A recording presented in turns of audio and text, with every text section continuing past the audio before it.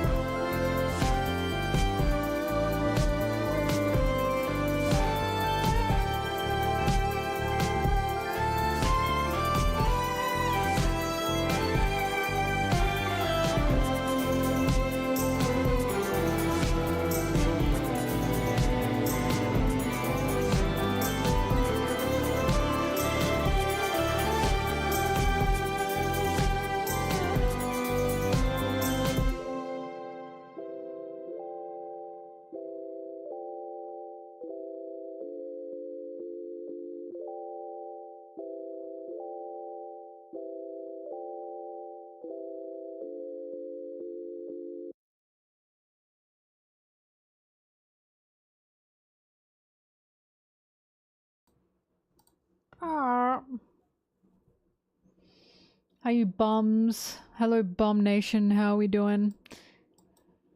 Back to editing. Back to editing. Editing time. Therapy was good. My bum therapy was good for this bum. There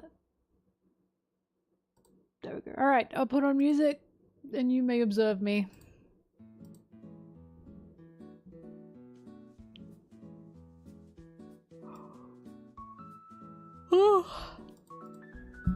I don't know if I wanted therapy. That's a good question. Actually, my therapist beat my ass. Oh, thank you for enjoying the tier list video.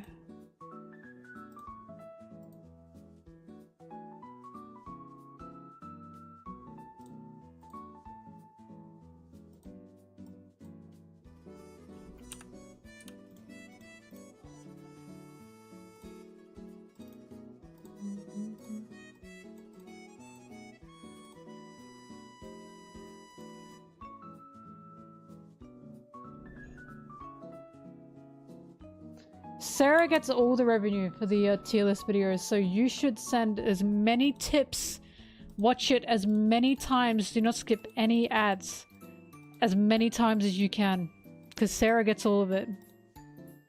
Promise. I promise. You think my hair looks nice? Yippee! Yippee! Thank you. Ugh. Thank you. I appreciate that. I appreciate that.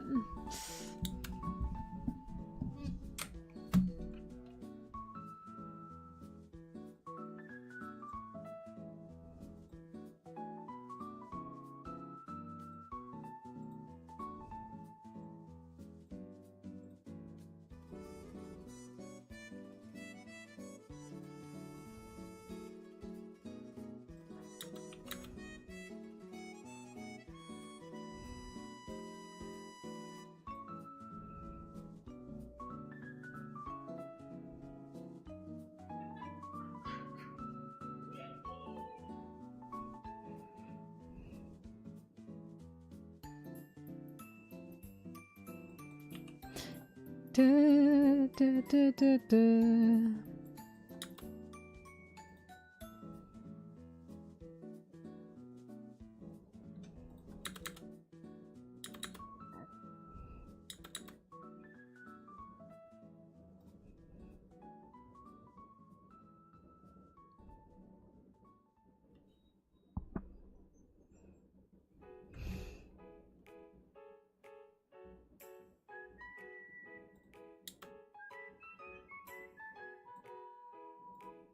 I thought you were shutting up today, Bigley. Seems none of us can keep our promises, huh?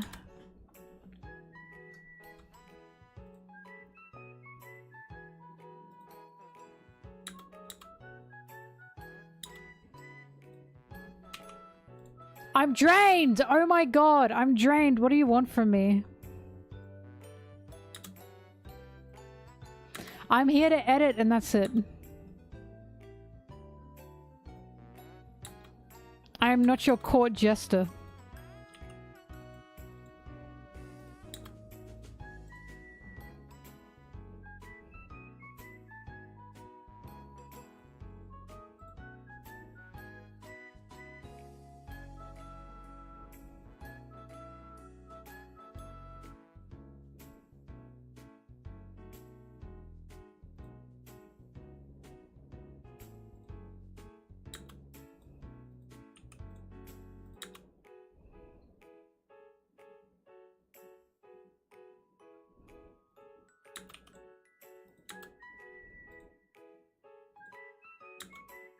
Fuck, I could not get this line right.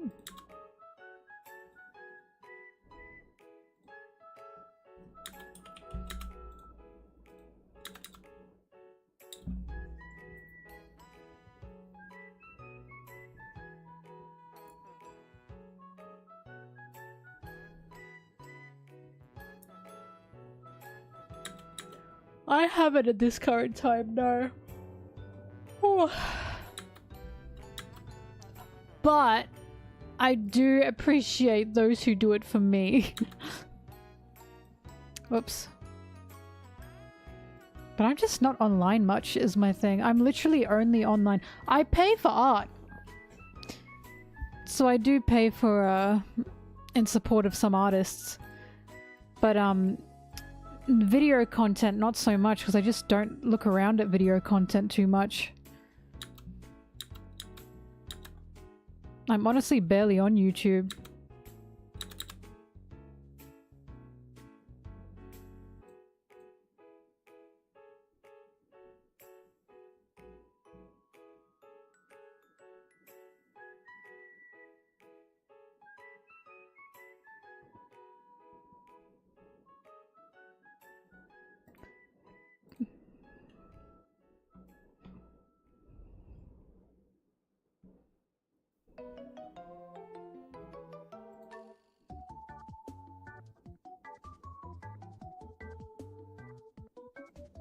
You're from Alaska? Oh my god, we've got one. Holy shit. You have no idea. Hello, welcome to the chat. Welcome to the chat. The reason that like got me is because I've been talking about making a hype house in Alaska. I can't believe this. The skibidi child.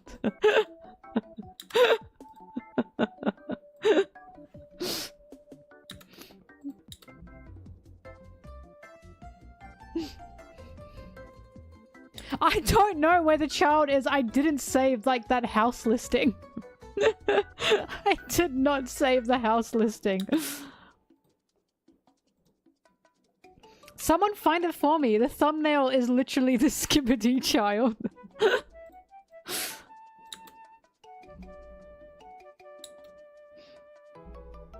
The skibidi child.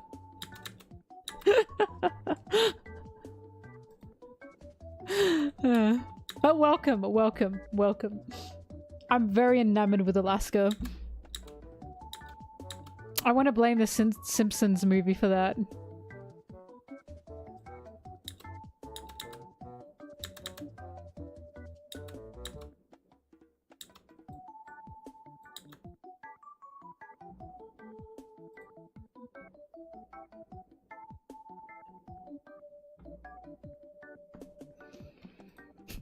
The famous skibidi child. Fund it. Damn.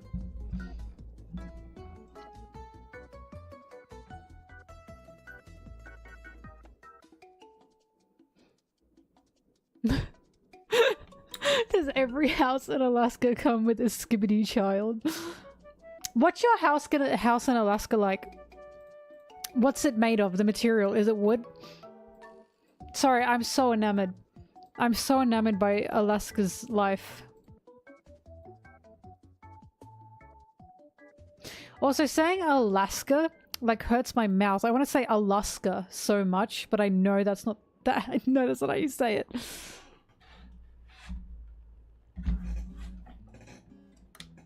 It's super cold.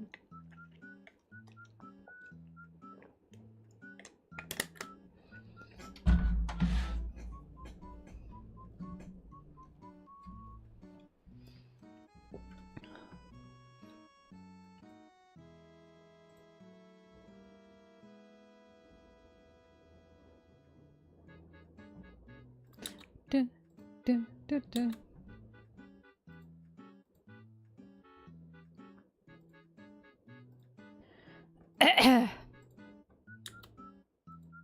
La la la la la la.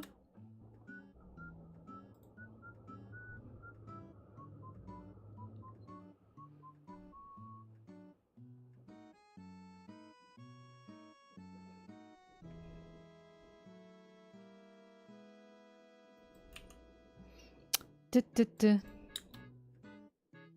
Wood. I knew it.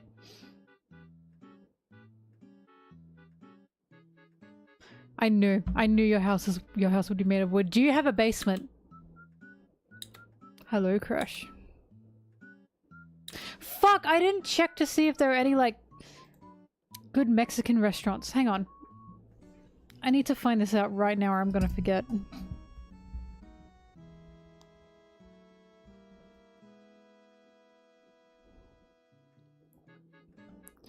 Dun, dun.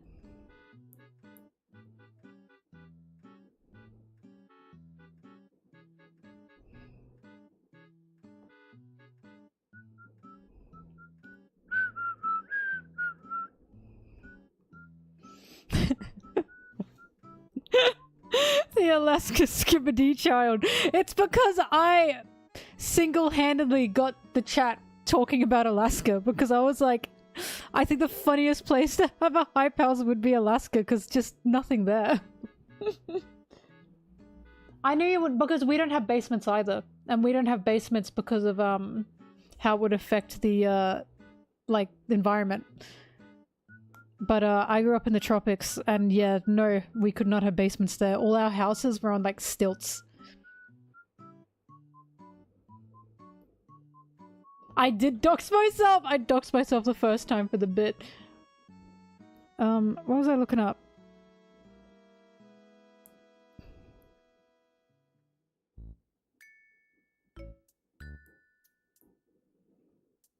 Mexican restaurants.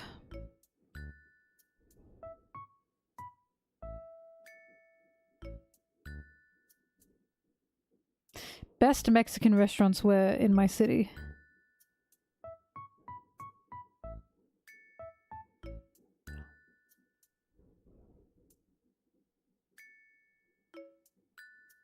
Alright, we do. We've got some Mexican restaurants. I'll have to look up the reviews for these places.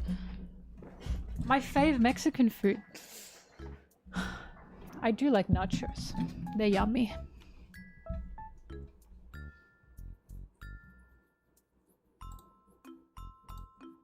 But yeah, not a single house in Australia has a basement. That's a no-no.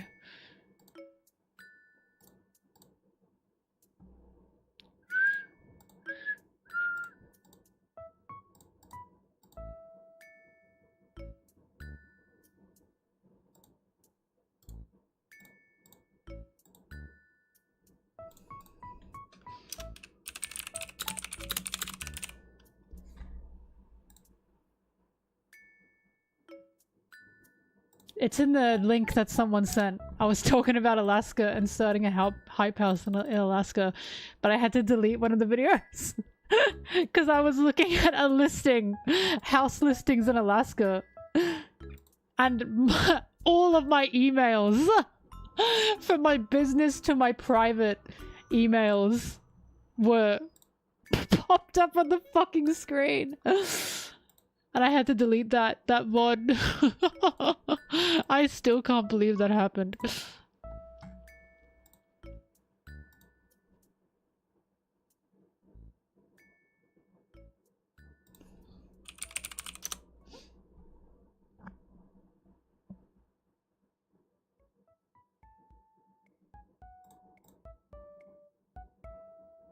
It's true, it never happened.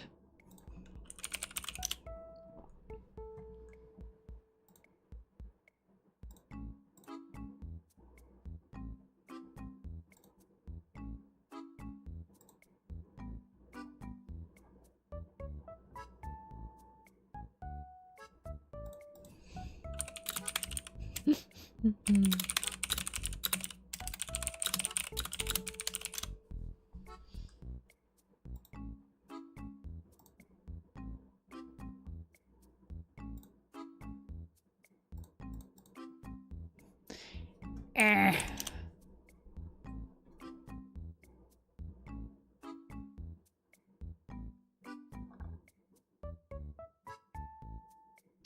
La la la la. La la la la.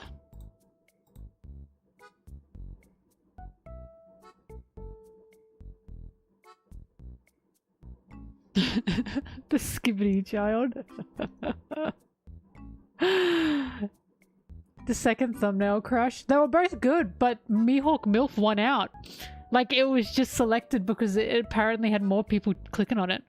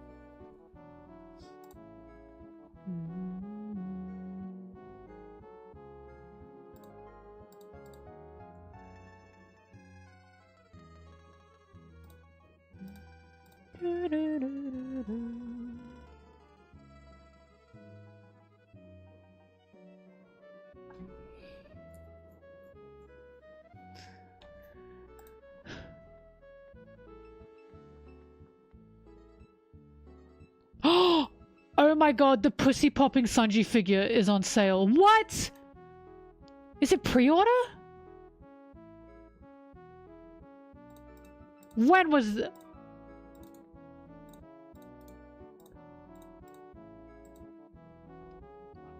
Oh, I shouldn't do it.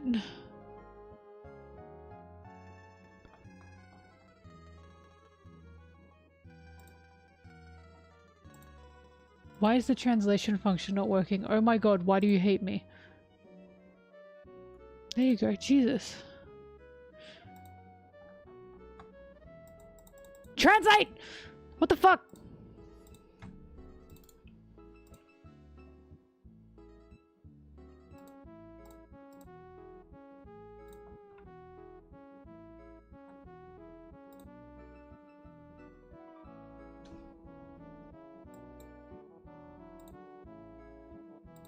Danny, if your throne thing went through, I just haven't received it yet.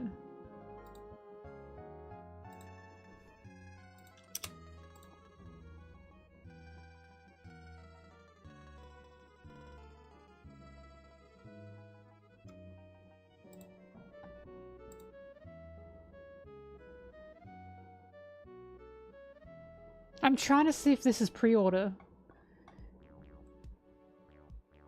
Oh, it is pre-order, so it's coming out in December. I can wait. Oh, fuck, it looks so good. Oh my god, it looks so good.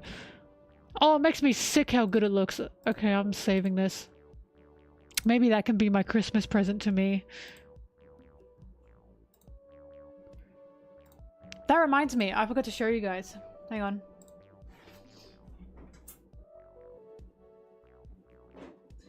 Look what came in the mail.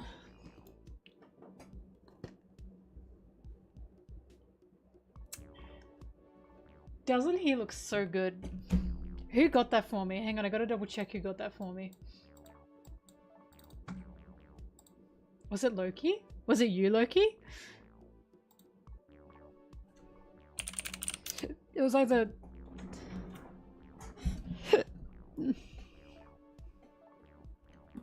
Hang on, I'm double checking. You got me 2 surprise gifts.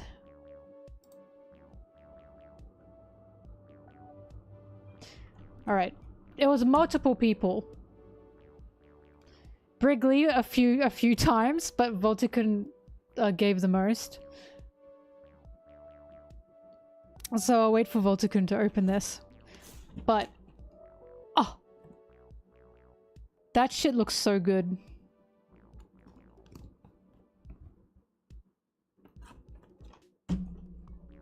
You didn't know you helped. This is when you kept sending shit. Being funny. Being funny.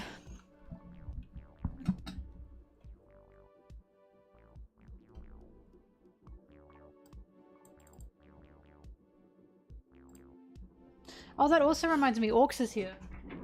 Yeah. Thank you. Whoop. My little bunny stand arrived as well. Love the tier list video. Thanks for posting it on your birthday. Oh my god, no problem. Happy birthday. Happy late birthday. The little bunny stand has arrived. It's so cute. For my phone.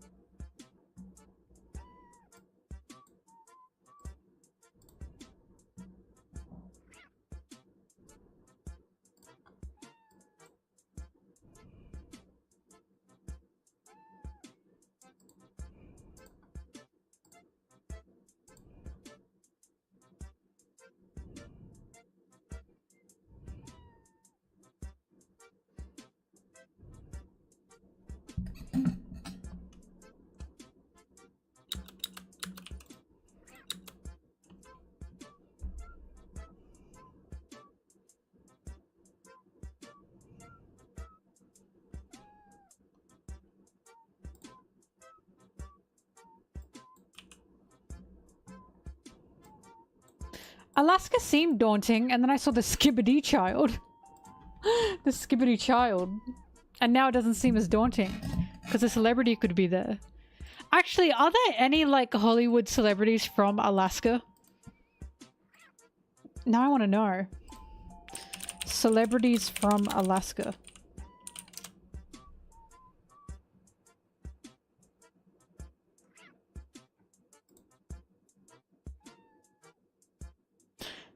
Absolutely no one I know. Bob Ross? Wait, was Bob Ross from Alaska?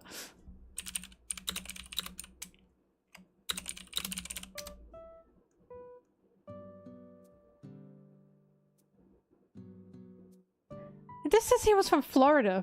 Oh my god.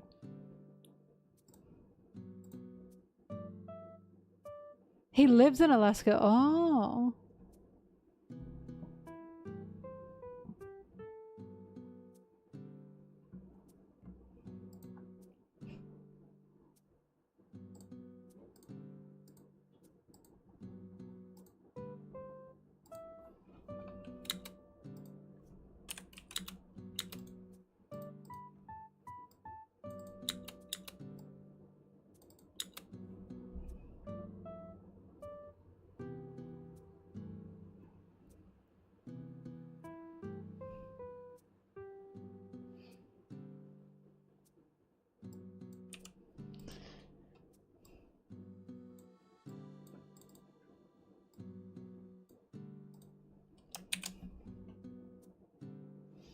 Holding a lot of space for defying gravity.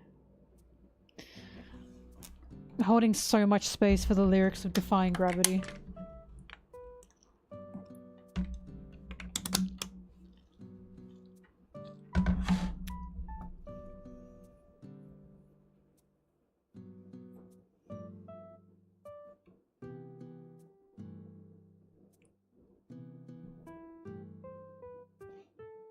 What did she mean by that?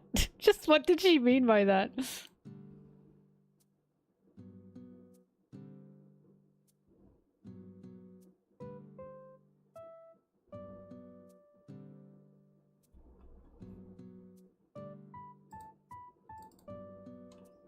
It is 1:39 p.m. I'm back on a healthy sleep schedule, guys. I had to be because I've got Thanksgiving to go to. A Thanksgiving dinner to go to. And for some reason, Thanksgiving's early.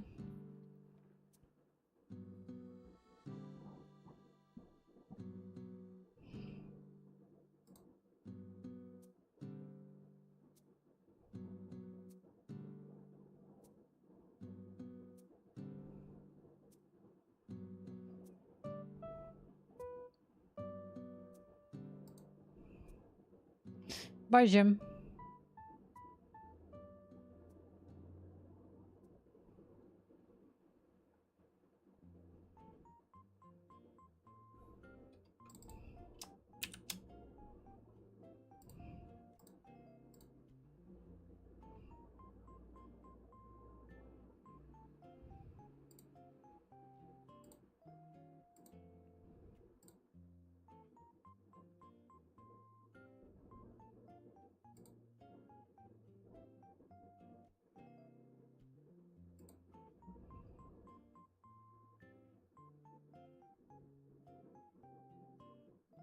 You have a classmate from Australia. They moved to Alaska? Did you ask them why?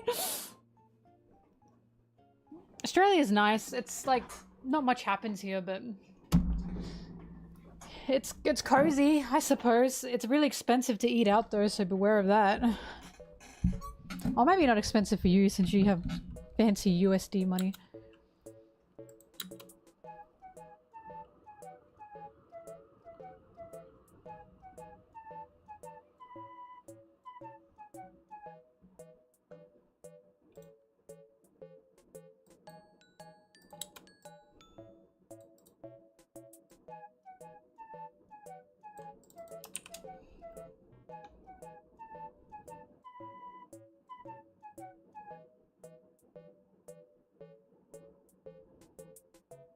Danny mentioned the new One Piece chapter. Ban Danny. Danny knows how I feel about that. You never asked why? That wouldn't be your first question. Why did you move from Australia to Alaska?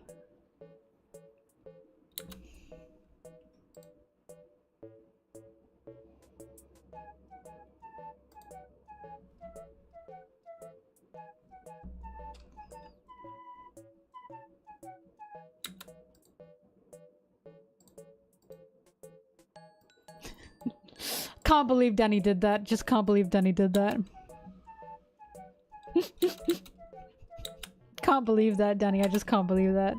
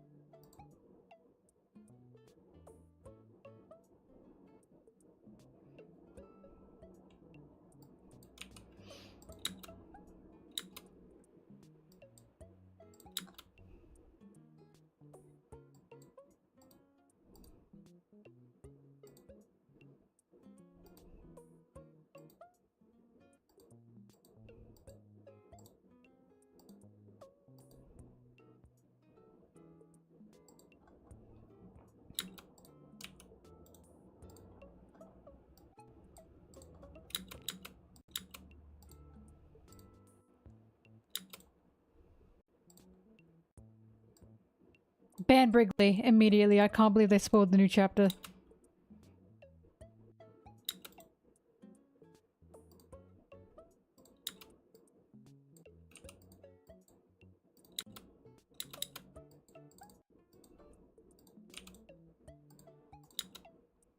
Oopsie.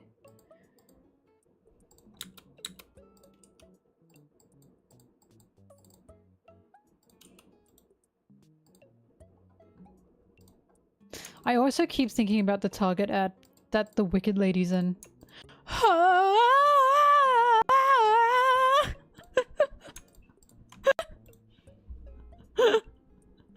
It worked! The advertising worked! We're talking about it. But what the... It makes me laugh every time I see it. You don't know the ad? Hang on.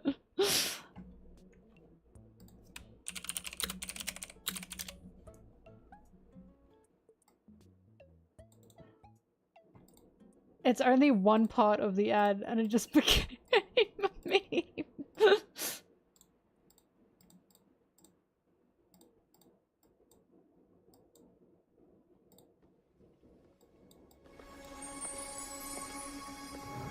I love it!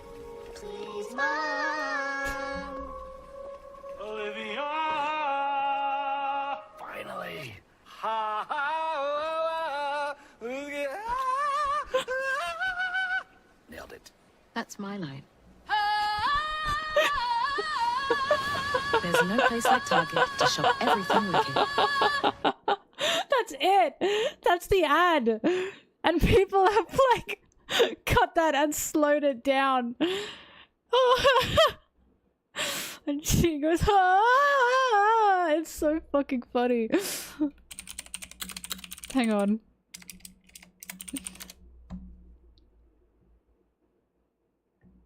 I can't find a meme version of it because it's all Instagram reels, but it always makes me laugh.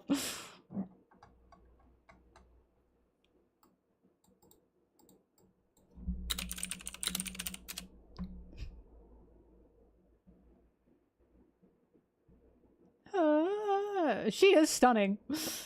It's just this ad. What's so funny? We do have Target in Australia, but we don't have like the Target dog. That's not a thing that we have. I remember when people were talking about like the Target dog. I remember being like, what the fuck are they talking about? Target does not have a dog.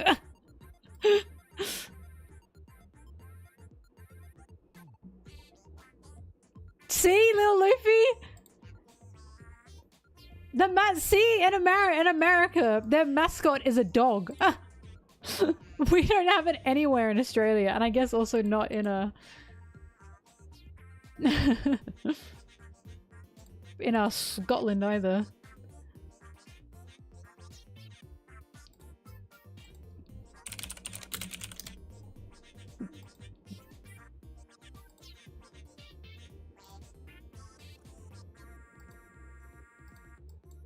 This is the Target dog.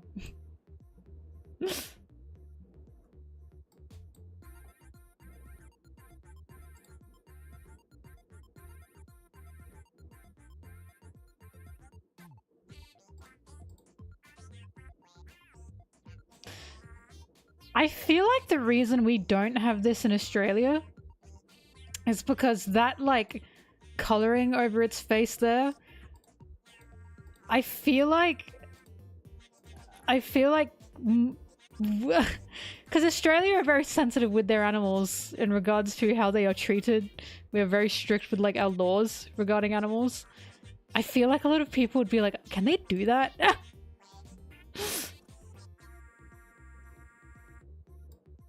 I think that would make a lot of people be like, you shouldn't be spray painting a dog or painting a dog.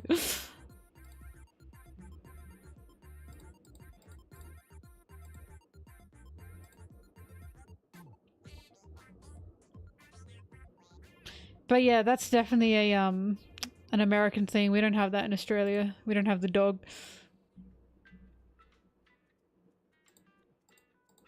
Why do you keep yelling he was born like that? He was born like that. Also, you can lift a cow by one leg and transport it, and they don't hurt when they do that.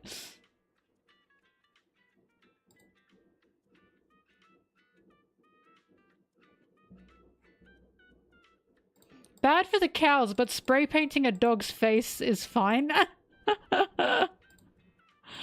And they probably did that before there was like safe animal spray painting. I think I can see why. I can see why in Australia we said, nah, we're not gonna keep the dog. Brigley, there are multiple of the fucking target dog. He was not born like that. They keep replacing the dog. I don't know if you know this. What is happening? I can't tell if Brigley's Joshin. Yes, that dog was born with a huge target spot, a huge red target spot on its face. Also, there's tons of them. I think Brigley just doesn't want to admit you maybe should not be spray painting a dog, but what do I know?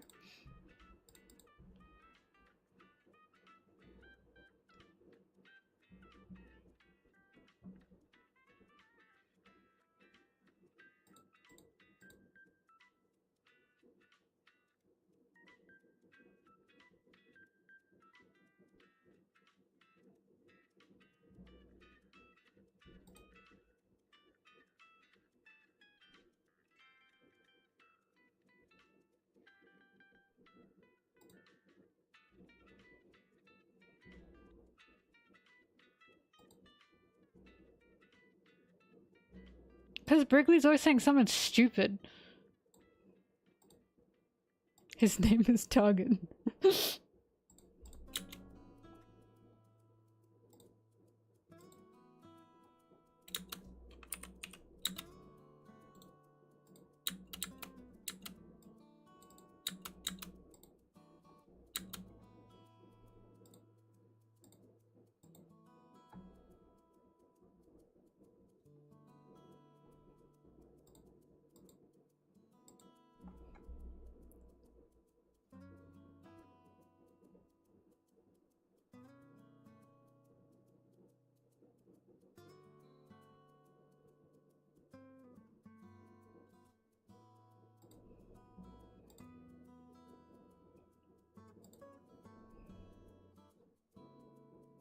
You subbed.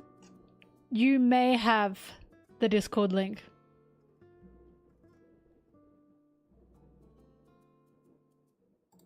I'll whisper it to you.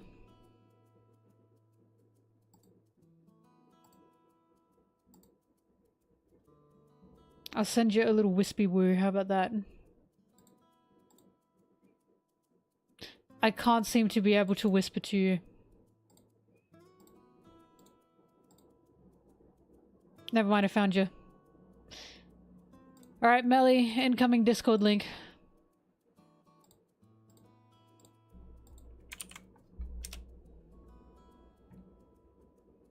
Enjoy that.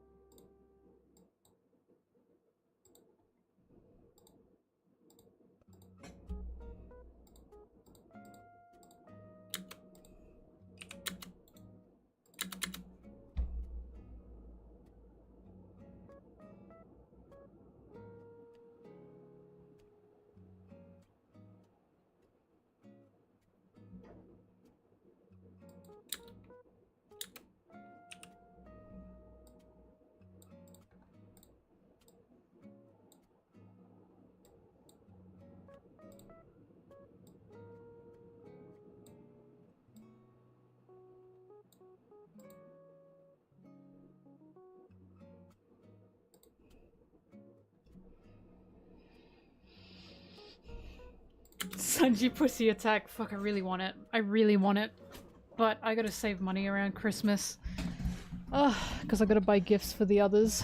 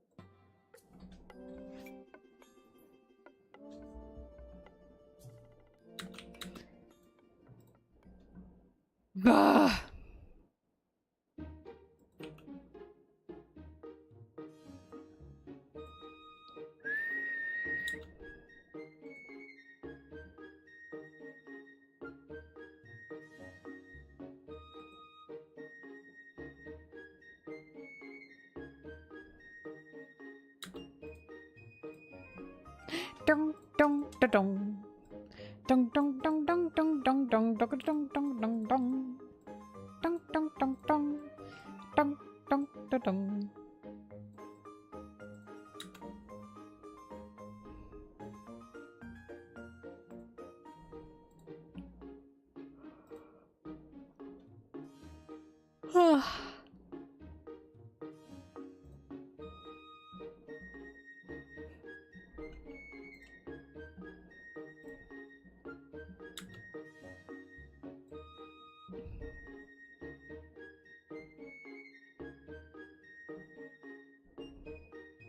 Crisscross applesauce.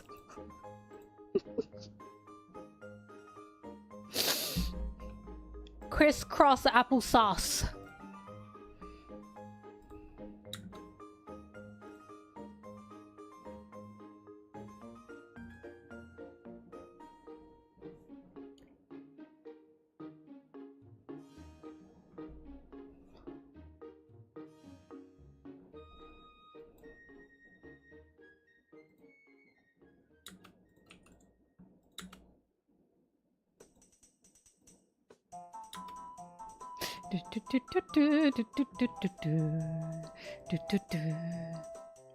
Now, I call sneakers sand shoes, and that always makes my friends laugh, because apparently only South Australia calls them sand shoes, and they're like, you sound old. Oh! They said I sound old because I'm calling them sand shoes. Oh, hi Thrash. What the hell? I didn't see you enter.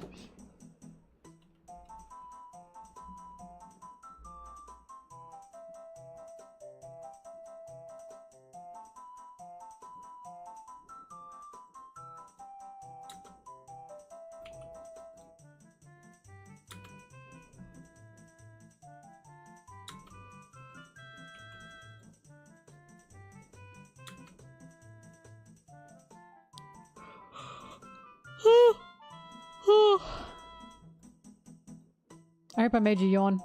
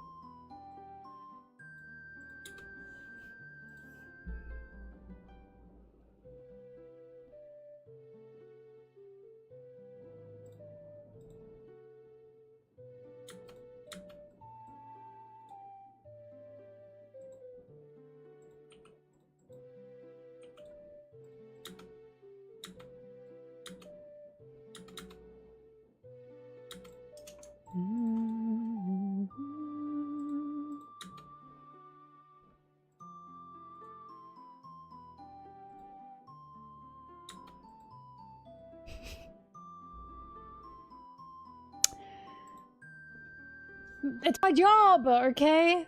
It's my job. How should I look when I edit?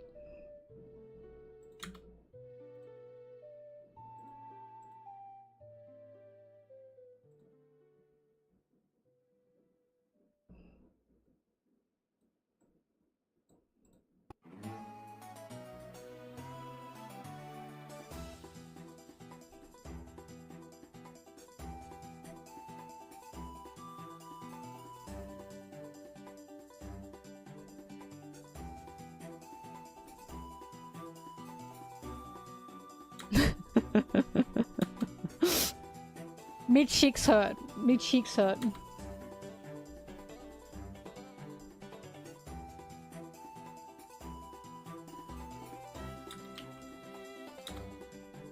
No, it's okay. You made me laugh with what you said, so I decided to be funny about it.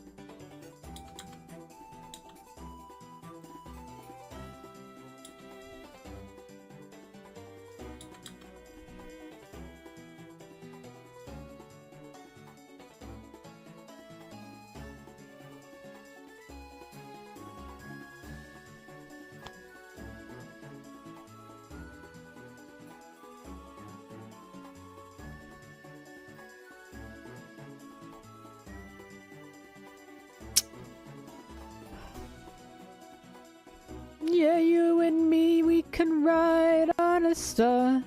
If you stay with me, girl, we can rule the world.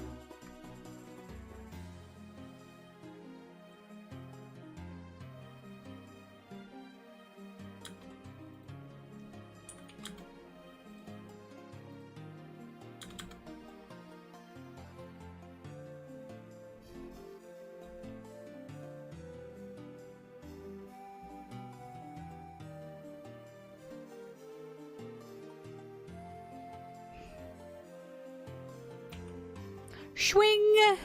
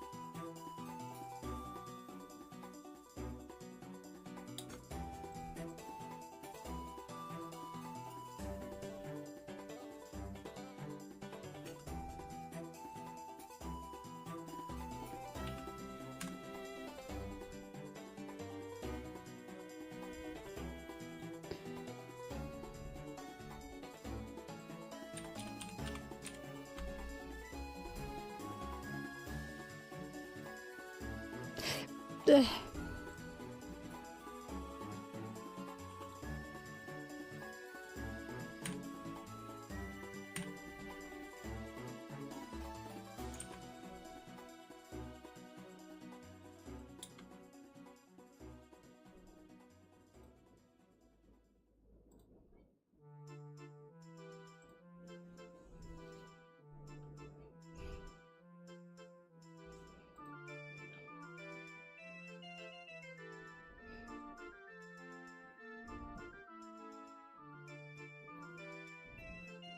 Danny, we got the Queen on our $5 note. Our $5 note is pink and has the Queen on it.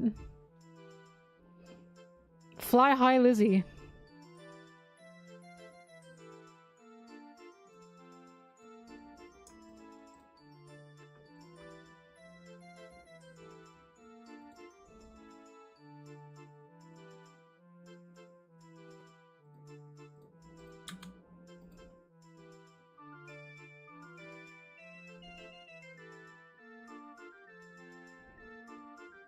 I don't know why they're enforcing Charlie coins when he's gonna be dead in like, I'm gonna give him 5 years. They're just gonna like have to remove Charlie coins. Charlie coins are going to become like lost goods.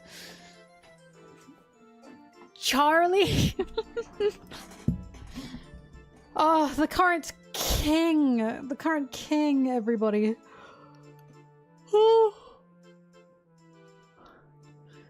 Give it less? There are so many problems with Charlie.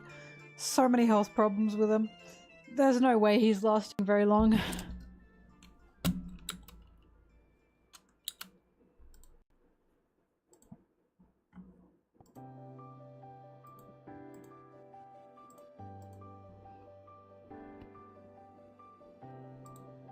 It's you, Charlie.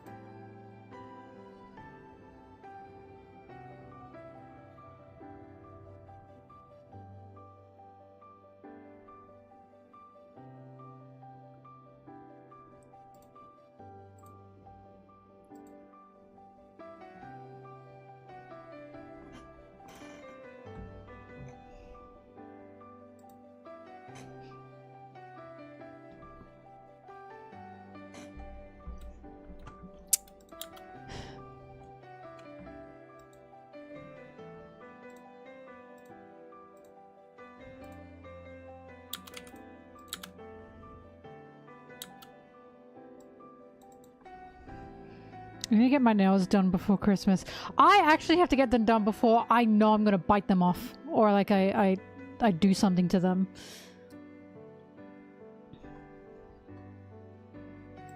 I need to get them done for Christmas.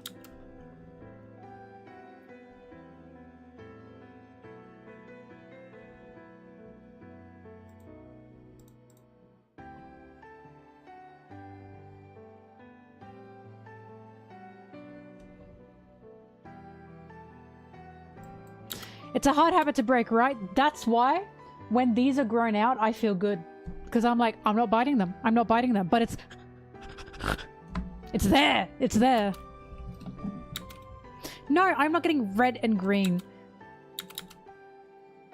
I do not accommodate to Christmas colors. Christmas colors accommodate to me, okay? I stay pink. I am not going red and green. I stay pink. The most I will do for Christmas is wear white, but I stay pink.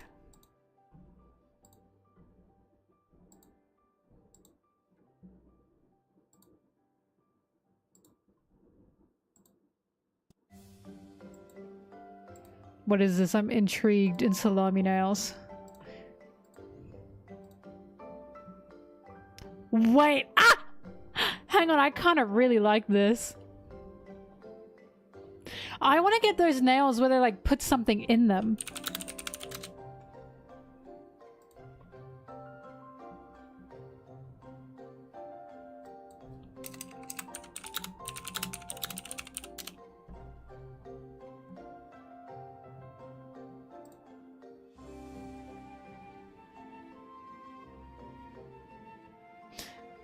I knew I wouldn't be able to find it. There was an Instagram reel of some girl doing her nails. She put like a fly. like she made it hollow and she put a fly in her nail. And I was like, damn, I want to do that. Shake it around. It was a dead fly, by the way. It was dead. It was already dead. She didn't like trap it and kill it.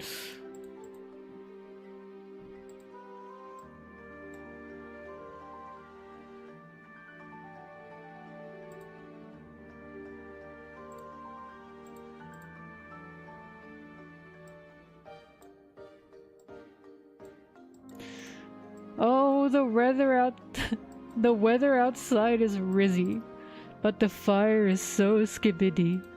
Since there's no gat to go. Ohio, Ohio, Ohio.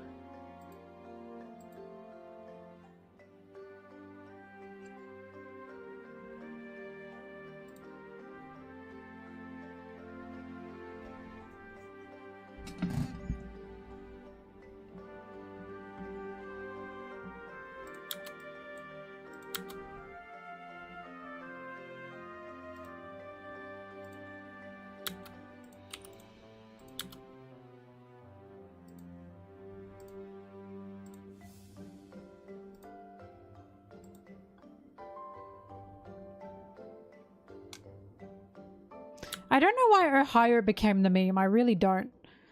Like, why Ohio the funny one? I understand there's nothing in Ohio, but there's like nothing in tons of other states as well, right? Why is Alaska not the meme? I am advocating for Alaska to be the new Ohio meme. Alaska's like objectively funny to me. The skibidi child. No offense, Alaska Pookster. No offense.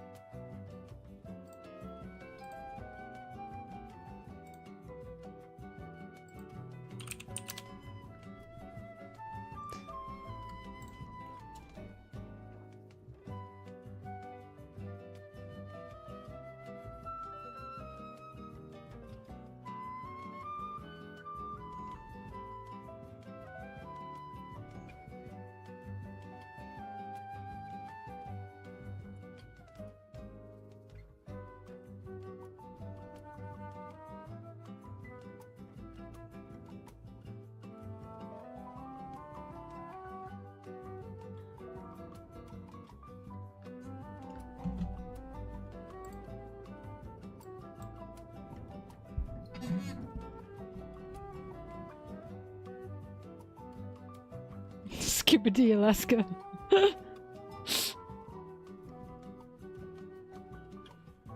Why do birds suddenly appear every time you are near? Just like me, they want to be close to you. Ah.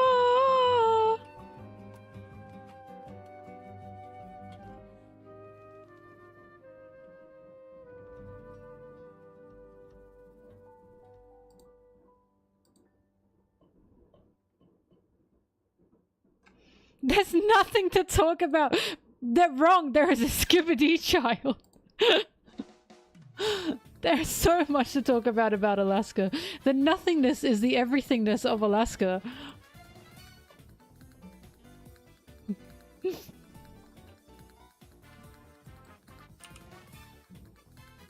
You have children in your... They're in the pipes! They're in the pipes! Beware the skibidi children in the Alaskan pipes.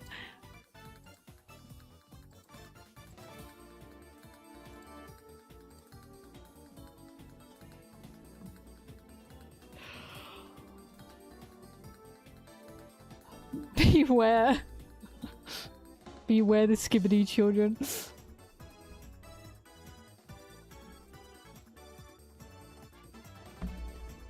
Tagline is they're in your pipes! Zim! How do you get that so wrong? We just talked about how they're in the pipes.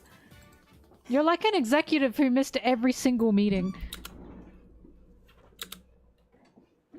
Pipes can also be in the floors!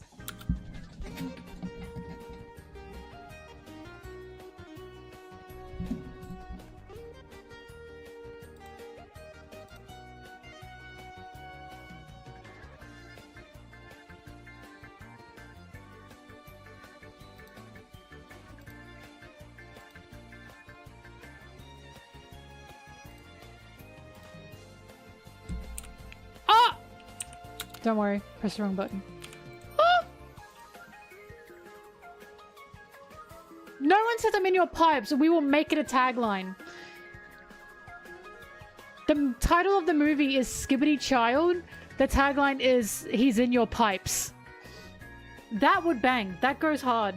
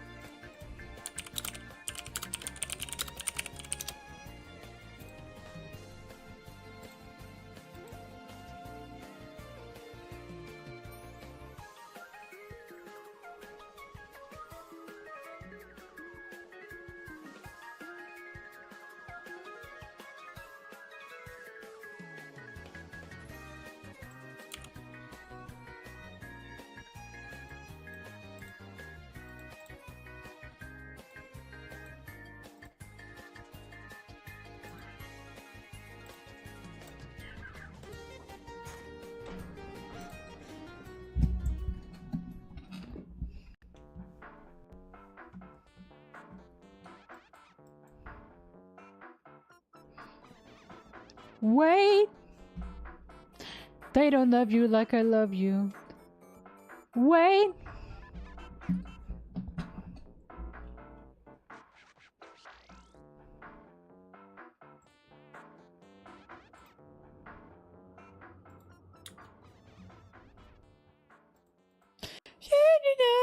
My favorite part of film Red is when Sanji has the most Italian hand gesture ever and he says, "Are you stupid?" He goes, "Are you stupid?"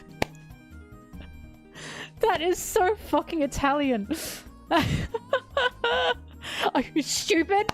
You stupid! The amount of times my aunts have done that. Not exactly to me, but I have seen them do that plenty of times to like their own children. Or like their husbands. It was so funny. I remember watching that in the theater and going, that was very Italian of him. That's so Italy, right? You stupid. You stupido. I was like, oh my god, an Italian had to have animated that.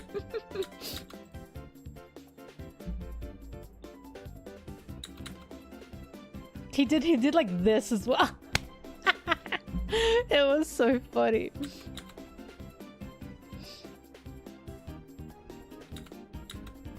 Idiota! I know what that means. I mean idioto because he's talking to Zoro, right? But that's so funny. He did that and then Zoro said something about his curly eyebrows and he like... Oh, he called him like pretty brows. That's right, I remember that. He was like, don't say, you can't say anything to me like pretty brows, and he pointed at his eyebrows.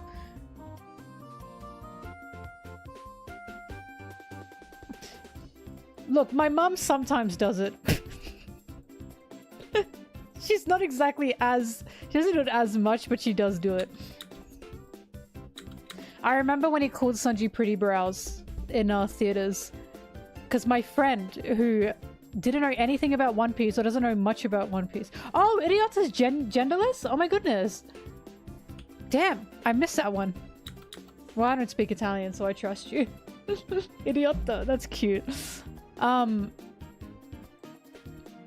But that's amazing. Italy really said idiot is genderless. A genderless idiot.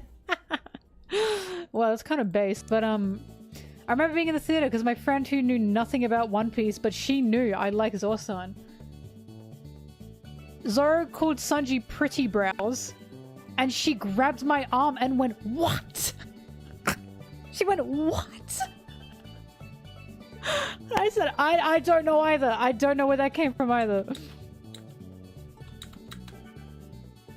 If my grandmother had wheels, she'd be a bike. I fucking love that one. If my grandma had wheels, she'd be a bike. That is so funny. This is why I keep saying Zeph and Sanji are just so Italian to me. I know they're French. It's also a French thing, right? That kind of back and forth is also French. It's true. But I feel the Italianness in them. The funniest thing that I remember them saying was Sanji saying to Zeph, you know, I'll be in this restaurant even after you die. And Zeph said, I'll live for another 100 years. And Sanji was like, he's always got some smarter shit to say. That is such an Italian thing to say. I'll be here after you die. I'm living another 100 years. That is such an Italian thing.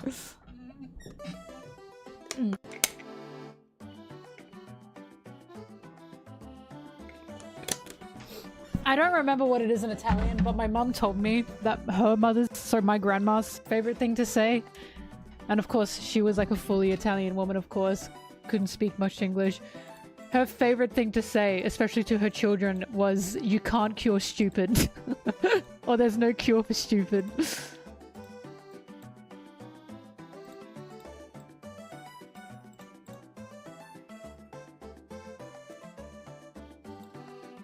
Chopper says that too! Italian Chopper, we've done it. Yeah, he says it what a 7, doesn't he? What a 7 and his lobby. Ugh.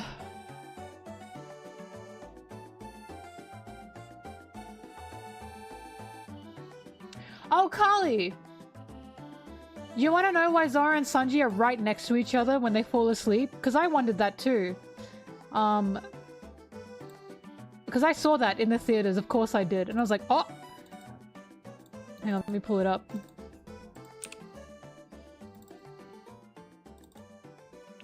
Because they're gay? Could be.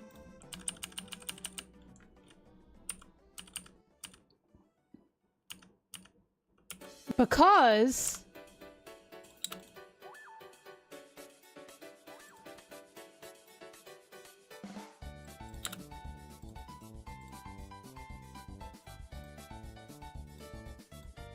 What a loser. Why did he say that, by the way? Because they're fighting with each other. And then the song immediately starts. The song started right here, and that's when they fall asleep. That was like a cool little detail that they kept there. But yeah, the song starts, so they'll fall asleep. You lolly-sucking loser! Shit, you did! Anyways.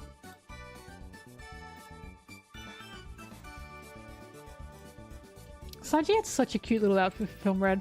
People hated it when it first came out, and I was like, what is wrong with you guys? It's so cute. The little white jacket, the little pink shorts. Sorry, the yellow jacket, the pink shorts, and little white singlet. It was cute. And the sunglasses, the pink sunglasses, it was cute. People are such haters.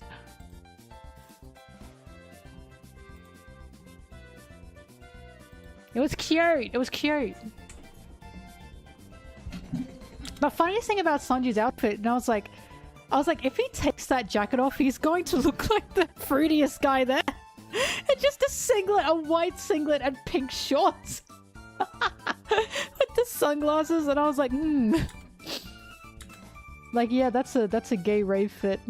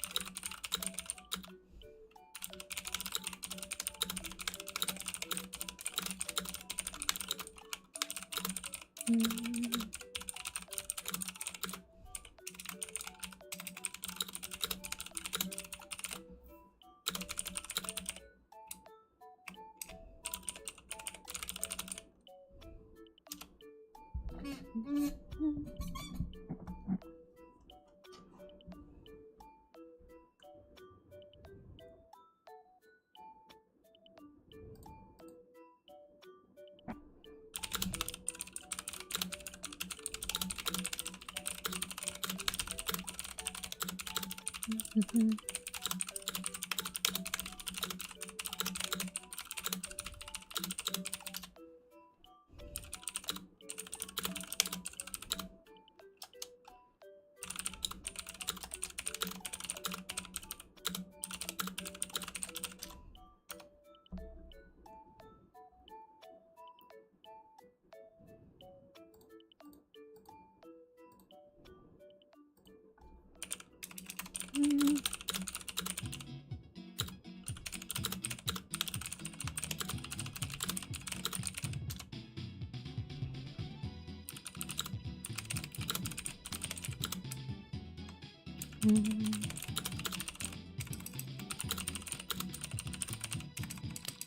do.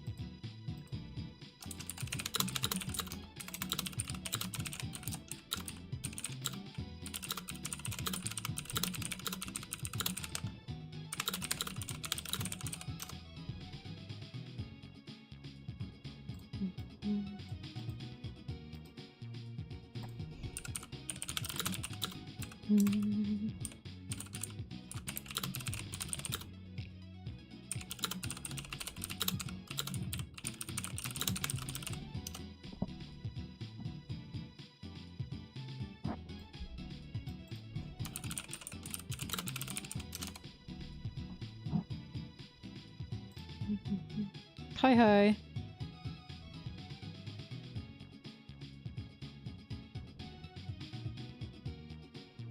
Hi, Forrest! Forrest, were you playing Resident Evil? And getting scared?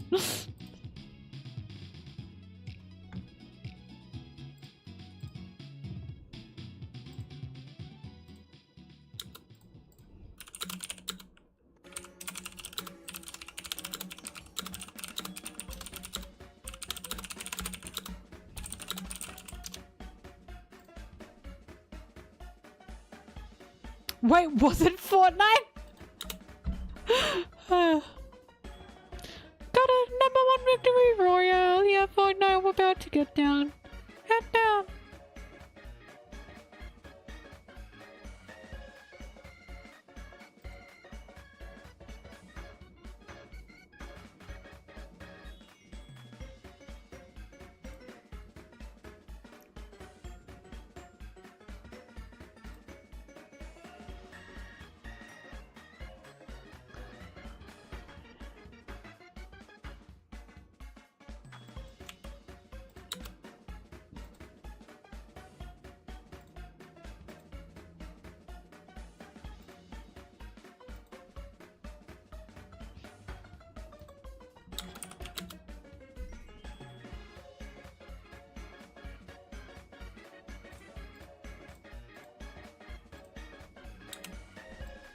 Fortnite gamers scare you? They're like 12 years old. What are you talking about?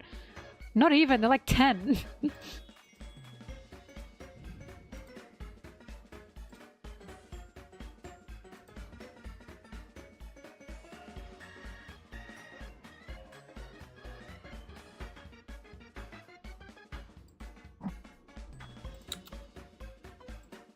Have you not seen, there's a video of like a guy playing Fortnite and this kid is like mouthing off at him and he says, how old are you? How old are you? How old are you? And he's like 8 or something.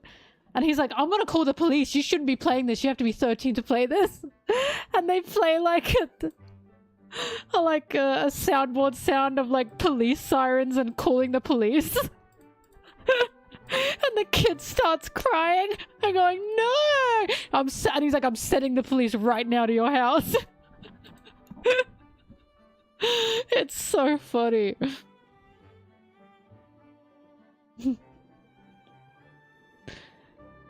My other favorite video is the guy playing VR Among Us. And then again, it's like an 8-year-old kid or something. Also, what child has a VR headset? Who is buying that for them? Call me crazy, I would not buy my child a VR headset. Anyways, And he like chases the kid, and he's like, I'm the imposter, I'm gonna kill you. And he's screaming, and the kid's crying. Oh my god, your nephew-in-law has a VR headset. I don't know, that's like scary because like, it's one thing for the kids to have a VR headset, but like the internet on a VR headset? I don't know about that. Because like online gaming spaces are not for children, especially not VR.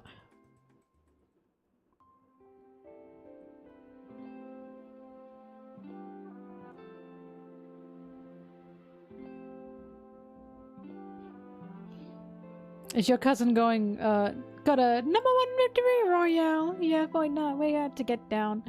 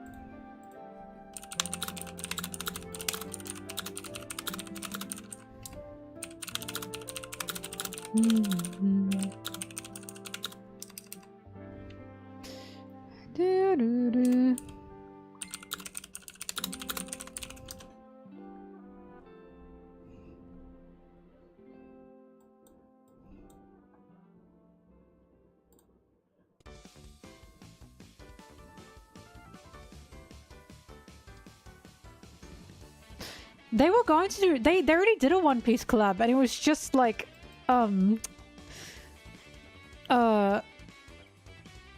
like accessories. It wasn't the characters.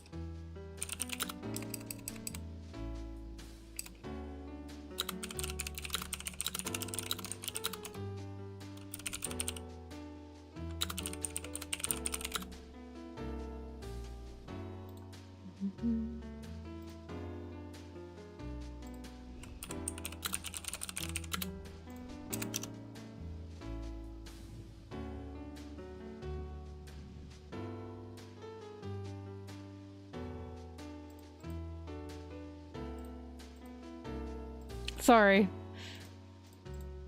Sorry, my bad.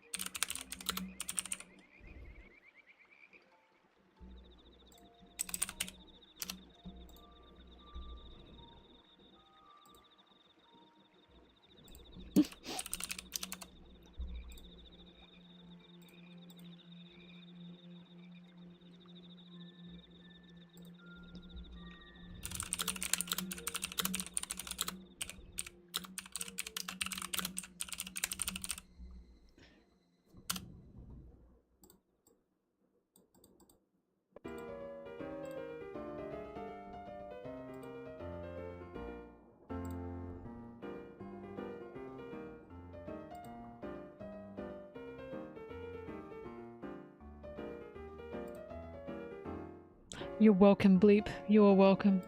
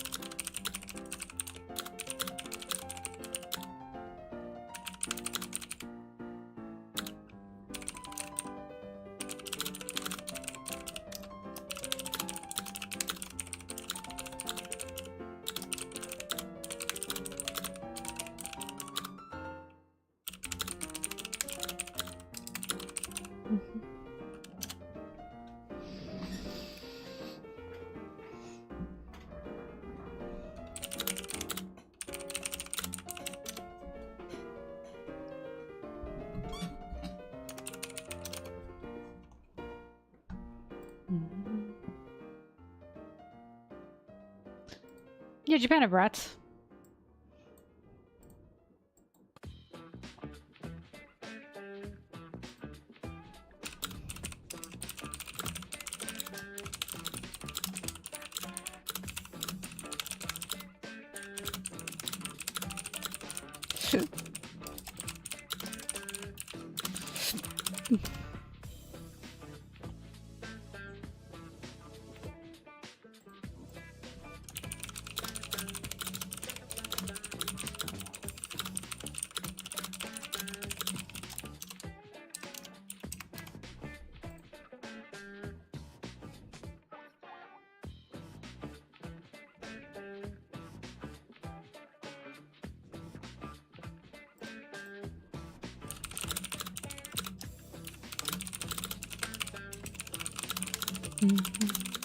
Sorry, I'm thinking about the Zoro video again.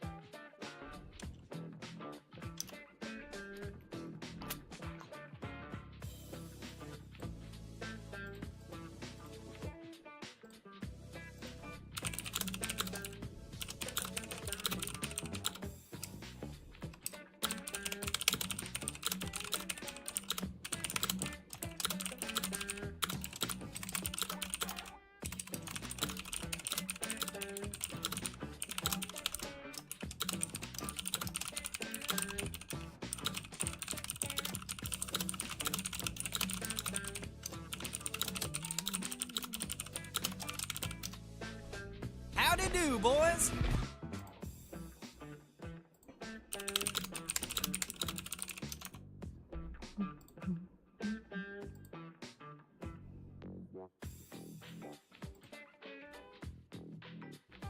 Somehow I feel this is my fault. He liked that too. He liked that too. He knows. He knows. He knows that I know.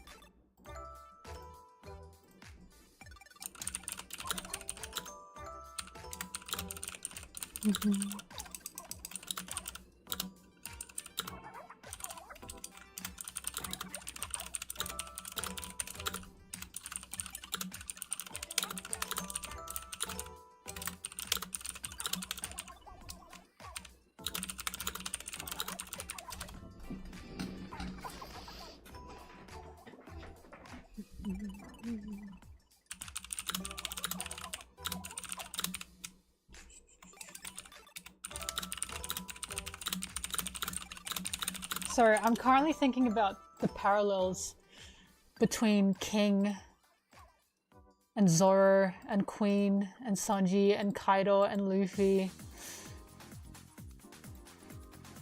And the parallels between King and Zoro is really making me laugh now, because it feels like Oda has like made King to be a character where it's like, this is what a loyal lapdog looks like. This is what a loyal, thinks for nothing but their captain character looks like. And it's not good. Like, King didn't have his own dreams. He didn't have like an autonomy of self even, for multiple reasons. Kaido even named him like a dog. Right?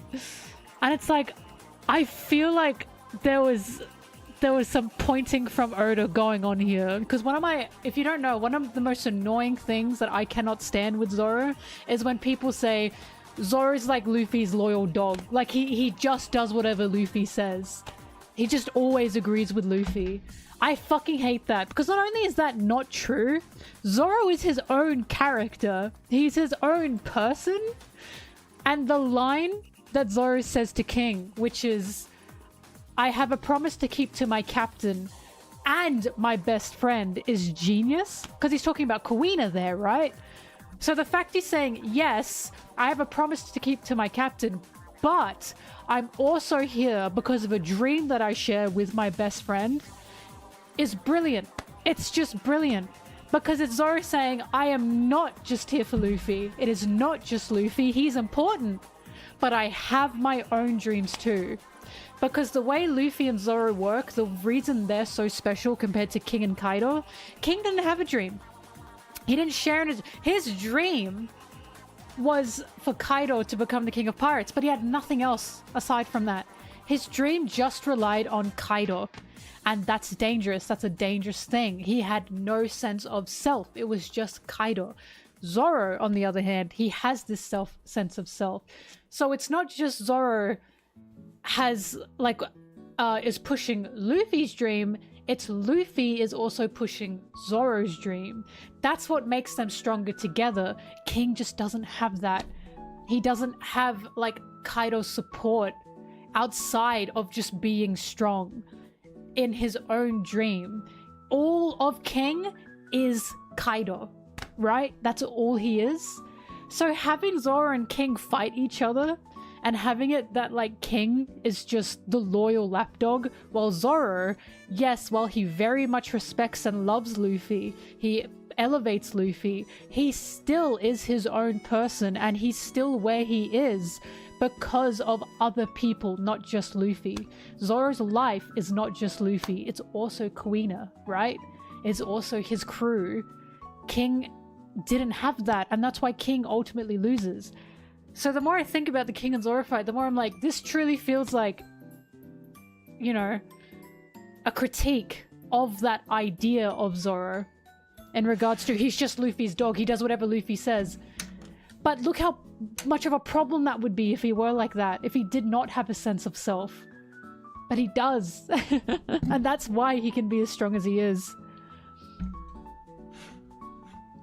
You know, I have no idea what the monkey does. Why are you asking me that?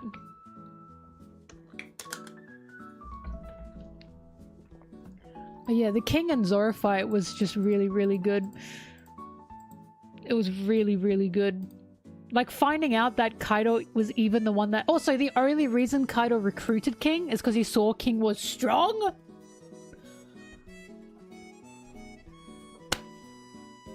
Does that sound like anybody to you?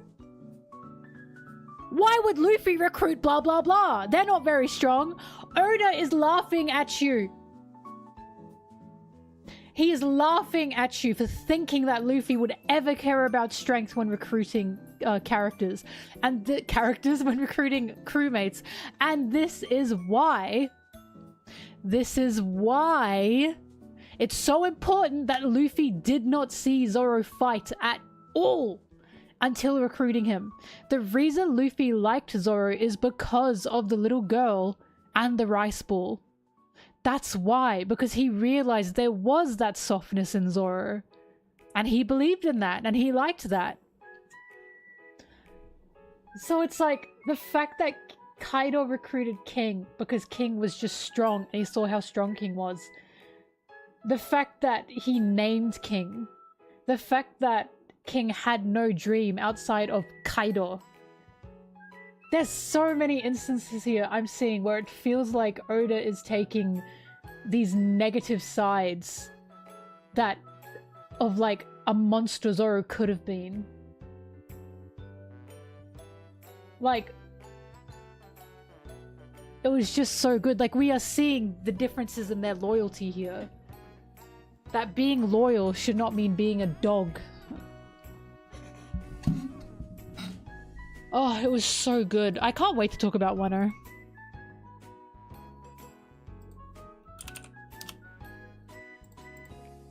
I can't wait to get to the Wano video in how many years? In how many fucking years?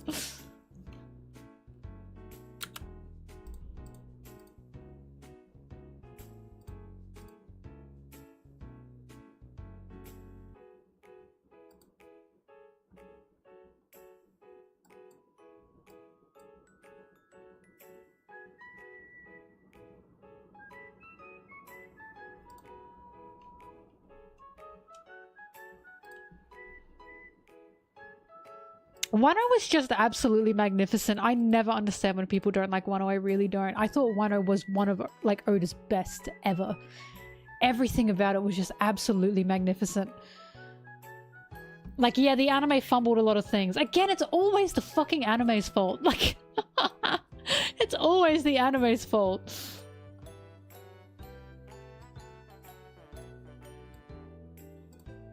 Oh fuck, I meant to make a post about that. Hang on, I gotta remind myself. I gotta make a post about Alabasta. Because I'm gonna be doing Alabasta next year.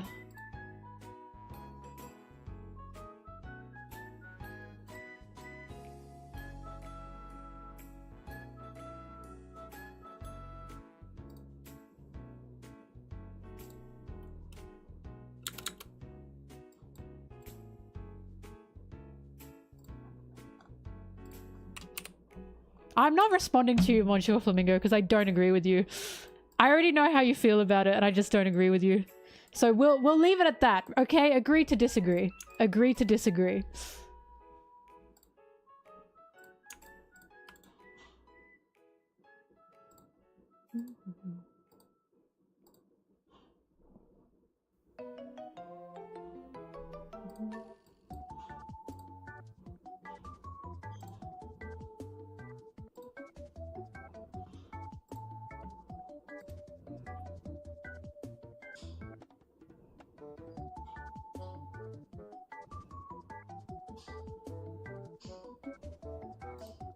Sorry, there are noises happening outside.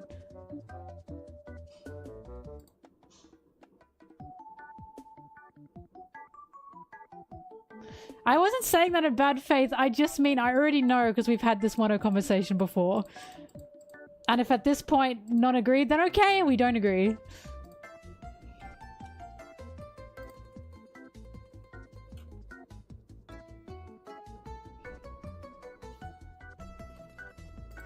Zoro, hang on. It's cutting time. It's cutting time. That might be true. I'm kidding, of course, but that was so funny.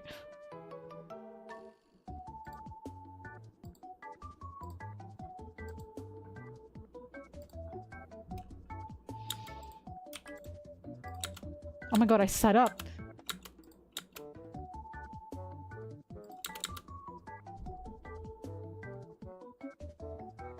I need a soundboard so it can go dun dun dun dun dun dun dun. Forest, they're like rabbits. They're like rabbits.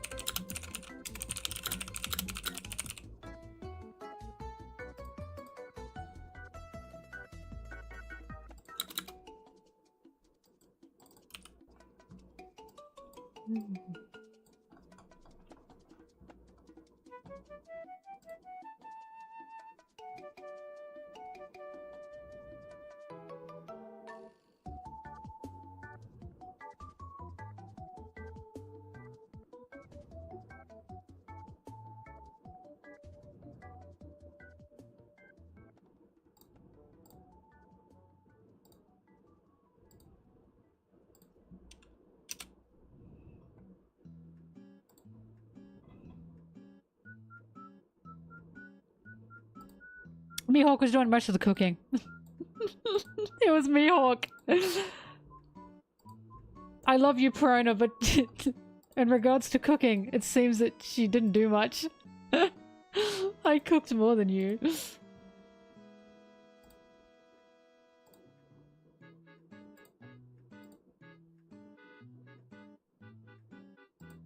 I can definitely picture Mihawk cooking for Zoro. He'd be like, oh my god, you need like a substantial meal.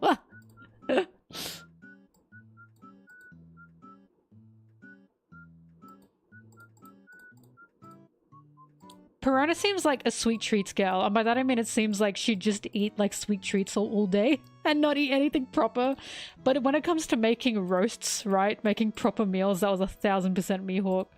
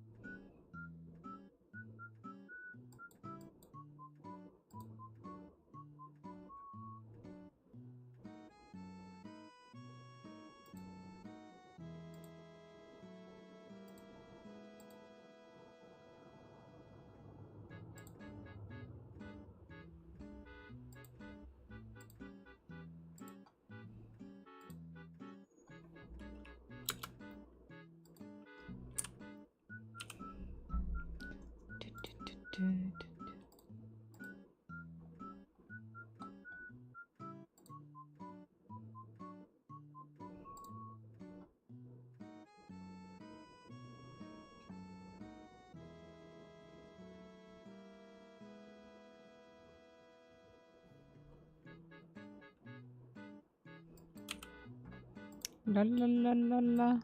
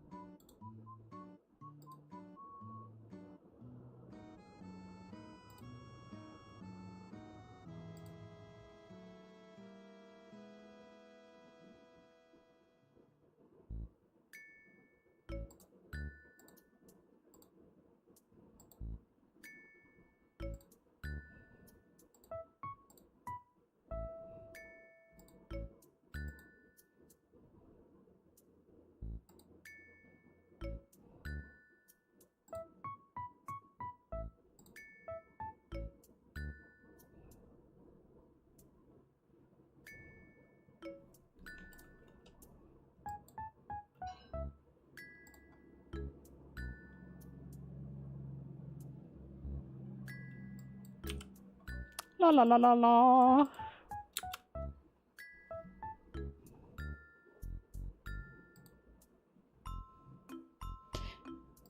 We got a bit of Brooke and Frankie in Brooke and Frankie. We got a bit of Brooke and Zoro in Egghead. They were having tea. They were having tea together. Damn you, vile swordsman.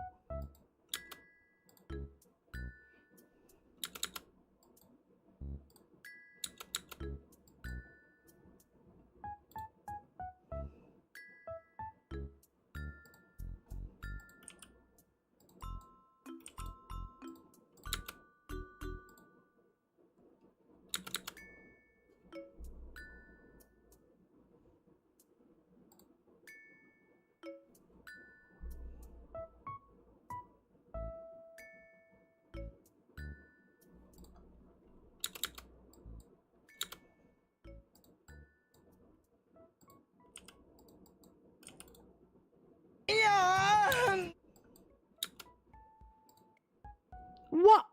Minnow? You stinker, thank you.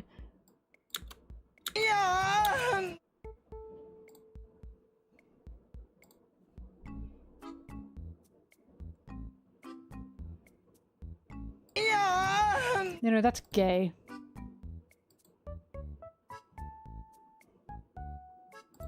That's gay. That's gay as hell. Nino's really drunk. We have to get him more drunk and gift more subs.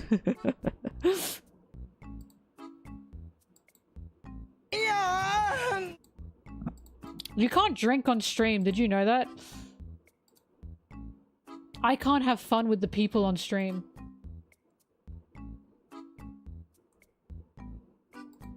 You don't want to. Actually, I'm no fun when I'm drunk. And by that I mean... I'm literally like scrolling through like the Sanji tag and I'll be like, look at this. I'll be like, look at this. Isn't he cute? God. It's a problem. It's a problem.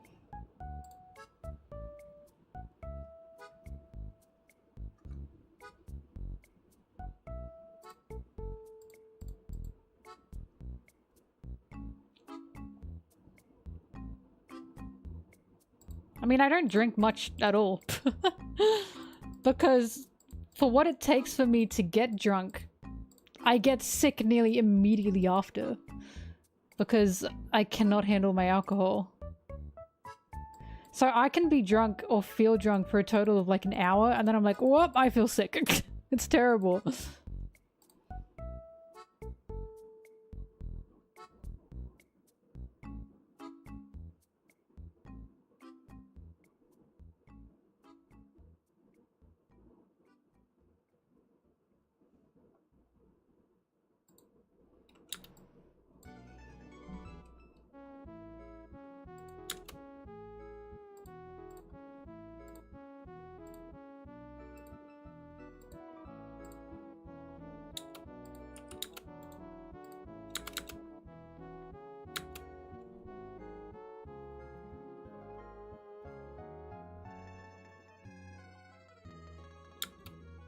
I can't do vodka anymore. You know how nearly everyone who like does drink or can drink, does and can drink alcohol has like that one alcohol they can't do anymore because something happens?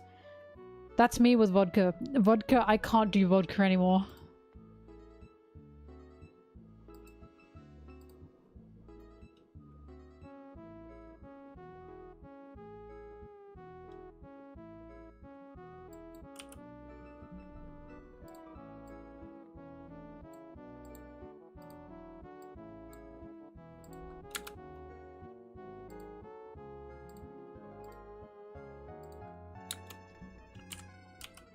Can we know why?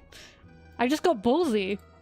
I got ballsy and I was like at home with like friends And we just kept taking shots. We did like a drinking night of like taking shots when something happened. Shot, shot, shot. It was like 15 shots. It was something fucking ridiculous. Just absolutely ridiculous. And by the end of the night, I was just barfing all over the floor. Like, I couldn't make it to the bathroom. It was in my own house. I couldn't make it to the bathroom. I just vomited all over the floor for like ages.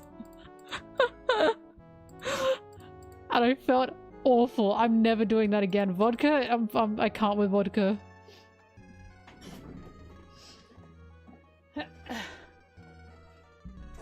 There is alcohol that tastes good. They're called cocktails. Or, Baileys. Baileys are delicious. But I'm lactose intolerant. And Baileys are usually creamy, but Baileys are so yummy.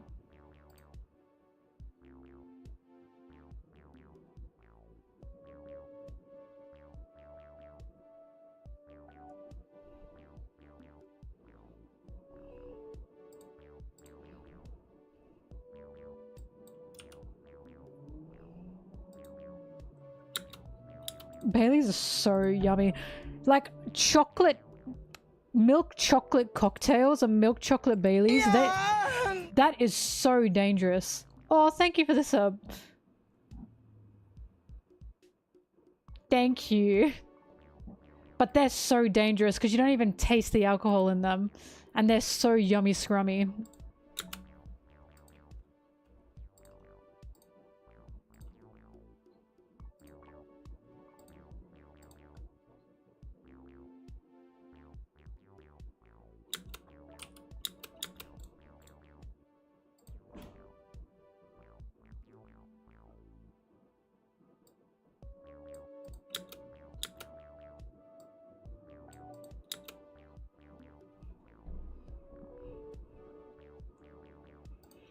Energy drinks and alcohol are starting to get banned. I tried to order a vodka Red Bull on my trivia night and they said we don't do that anymore. And I was like, oh my god. And I didn't ask why because, you know, they were busy, they had work to do. But I was thinking, why? What happened to vodka Red Bulls? I only wanted it because I was feeling a little tired.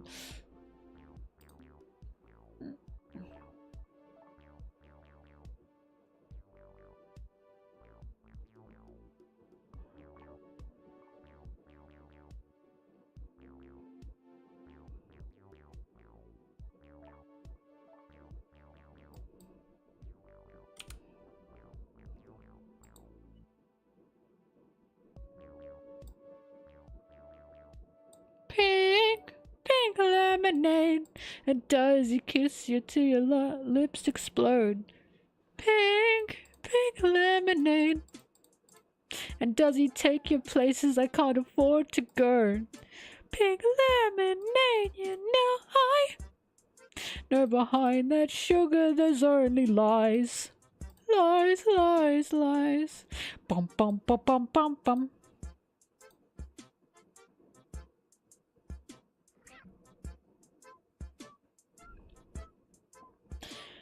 I keep thinking about, because I was talking about Sanji and the All Blue and how people like Sanji should do this and this with the All Blue, and it's like, it's literally a fairy tale. There is no record that it exists apart from a fairy tale.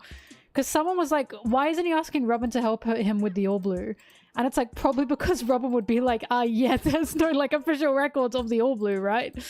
But someone else said they always thought that argument was stupid because Sanji would know where the All Blue is or isn't because they would land on an island and go, yep, this isn't the All Blue. And like, you know, they're right. What do they want him to do? Land on the island? This sure isn't the All Blue. It's so stupid.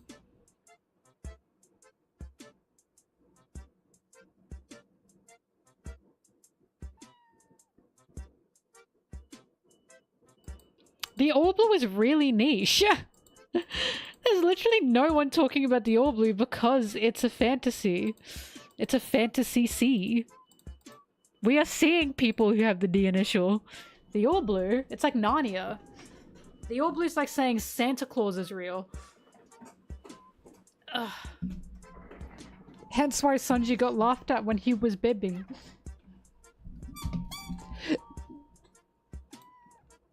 Luffy's gonna create the all blue and then Sanji's gonna get pregnant.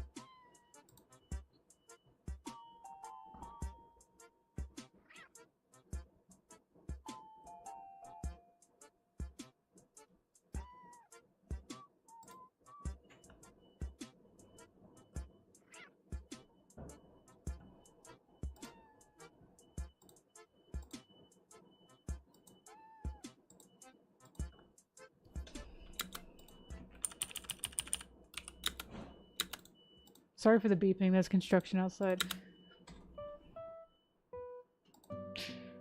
Can you imagine Luffy gets Sanji pregnant but Zoro's locked in? Well, someone has to pay the child support.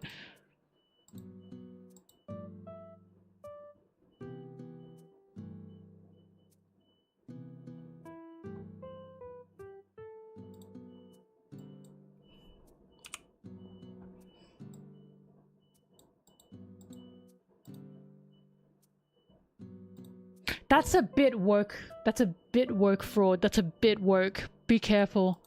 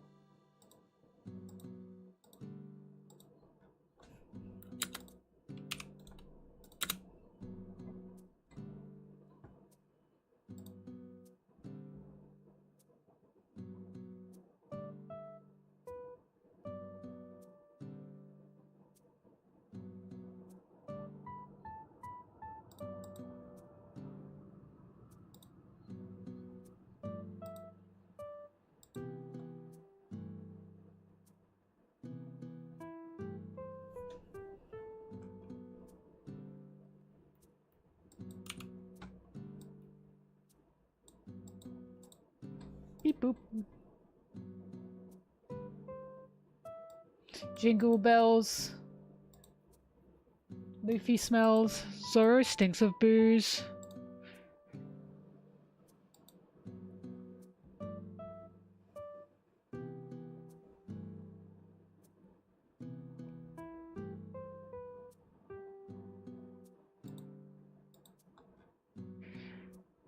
Yokai, I'm not sure what you mean there because most of the men are shirtless in One Piece. They are shirtless in One Piece. Sanji's the only guy that's like fully covered. He's a modest man. But every other guy is like tits out. Sanji's a prude, it's true. Sanji is the most covered up. It's really funny.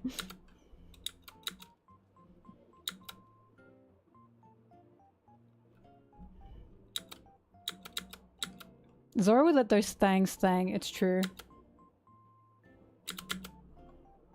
So would Luffy. Luffy and Zoro would let those thangs thang. I remember when I saw like Ace for the first time and I was like, oh! That's a... Ace is like... got too many items and not enough items of clothing at once. Like, Ace is kind of naked, but not. Do you know what I mean? Like, I could see so much skin from Ace. A real Aussie, true.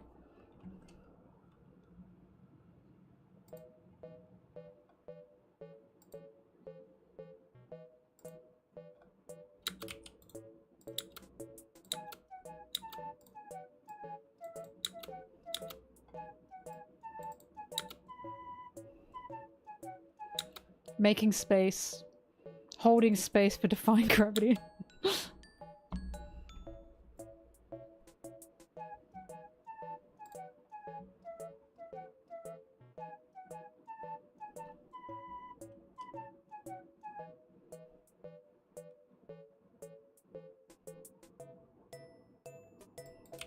Wait, I have to say this.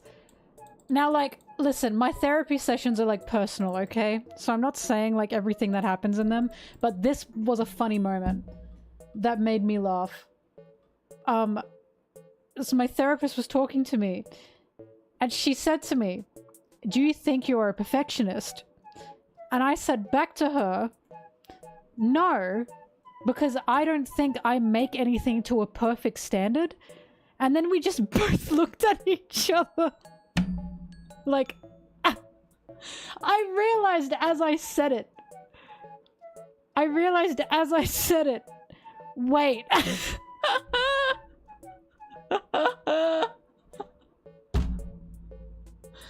I said it, I went, oh, hang on a minute. Oh, that was funny. We just both looked at each other like, oh. But yeah, I surely uncovered something that day. Today, I should say. Right in the foot, right? I walked into her trap. Why is it getting hot?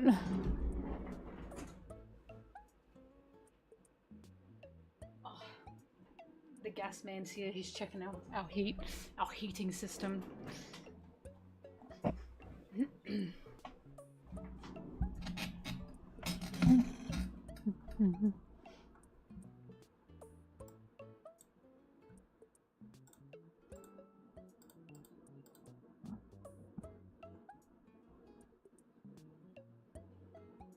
The gas man. Yes, Caesar.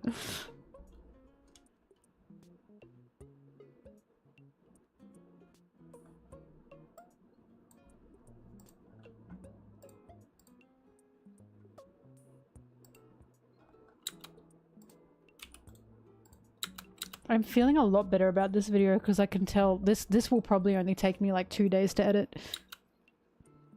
So long as I get through all of this today, all I have left tomorrow is just putting in like clips and like little animations over it.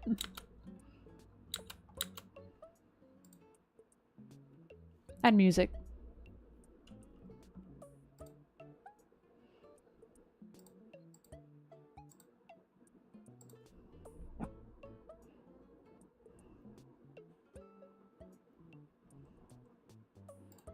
I like lore piece, but I like different areas of lore piece. Because a lot of people like the world lore piece, but I'm a character lore piece person. And I like the lore of the world, don't get me wrong. But I'm much more about the characters.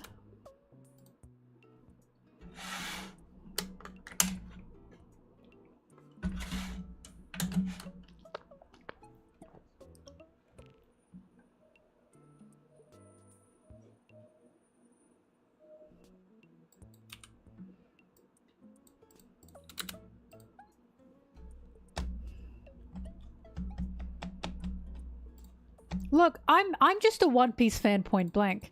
We can appreciate the lore side while also appreciating the spicier sides. God damn it.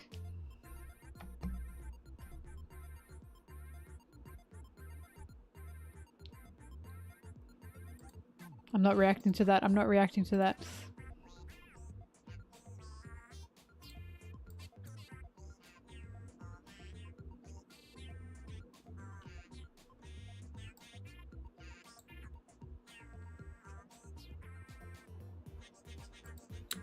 Forrest, what color was Sanji's suit in Wano? Quick.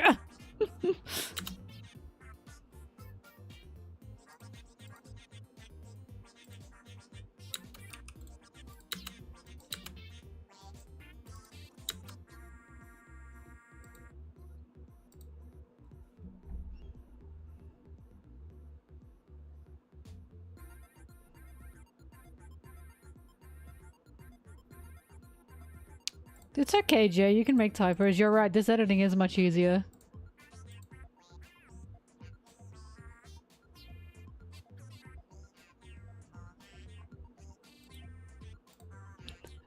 Don't say that in front of Mel. I'm like Big Brother. It is 1984 in my chat. Damn, my hair looks nice and silky today, doesn't it?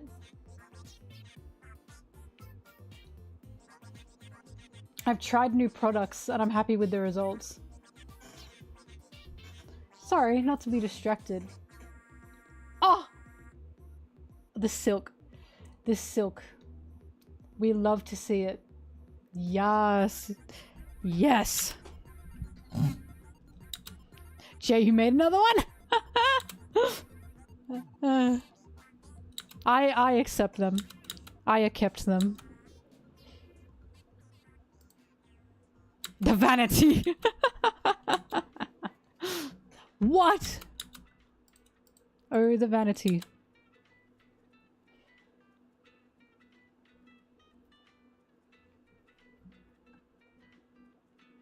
I kept you. I kept yours, Zim.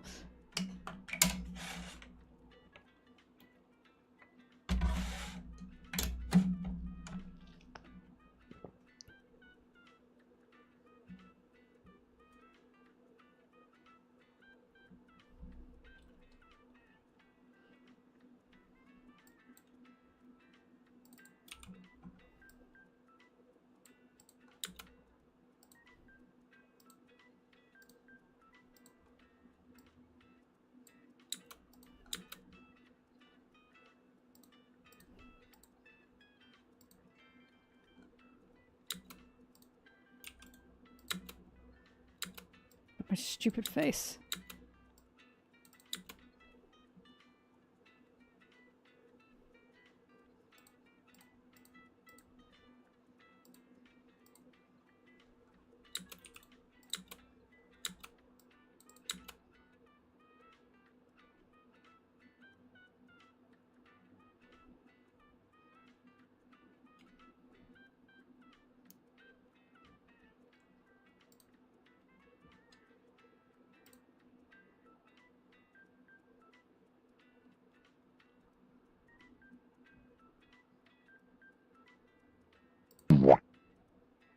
Kill.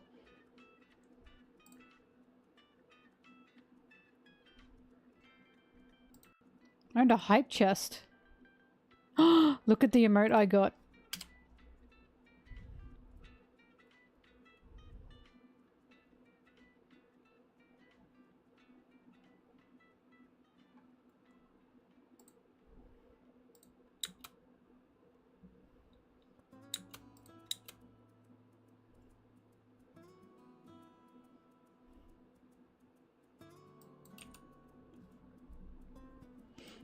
I'm gonna be so for real, I don't know why Imu and Lily is going to be a love story. I don't know why Oda would go on a love story. I'm not sure why Oda would go in that direction, because to me that's very weak. It's very weak for someone like in Imu's position. I definitely like more that he needs a new host. He needs a new host body. And Vivi like has the same ancestor and blood that is Lily, right? But I also like more, and to me what makes sense is Lily just stood against Imu. Lily was the original, like, revolutionary, the original fighter against Imu. And she stood against Imu's power, and Imu's scared of that. Right? Imu holds a grudge. That's what makes more sense to me. And I wouldn't be surprised if Imu is fucking terrified of Vivi. Because not only does Vivi probably look like Lily, she's got the same blood as Lily. She's one of the original Ds like Lily, right? I think Imu is scared of Vivi because Imu knows Vivi's influence. Imu knows that Vivi is a threat to the world government. And I just think just a love story, or like, again, like a no, I want her story is very weak for that. Because there's many more things. Also, I just don't want Lily's role to be, yeah, Lily was a girl that Imu liked. You know what I mean? Lily, to me, feels more. She feels like she's going to be more than that. Especially since she did not give her sword to the throne. The way the other countries and kingdoms did. Like, she clearly stood against Imu, and I think that scared the shit out of Imu. I think he eliminated Lily, and I think Vivi has now come back as this splitting image of Lily, and it's scaring Imu. Because people are like, but Lily's picture is in like the Holy Land like mansion, and I'm like, well, why wouldn't it be? She was one of the original founders of the world government. I'm sure all the other kings and queens of the time also have their pictures there. Of course the original founders are going to have their pictures like on those walls, right?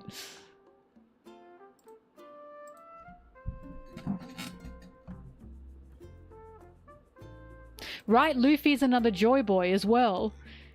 So it stands to me to reason that Lily is Vivi is another Lily. And it's even scarier because Vivi holds the same blood and the same will as Lily. That would 1000% scare him. Because for all we know, Joy Boy and Lily came close to taking down the world government. There was a photo of Lily in Mary Joie, in Imu's mansion in Mary Joie. But again, like I said, why wouldn't there be? All of the original founders would have their photos.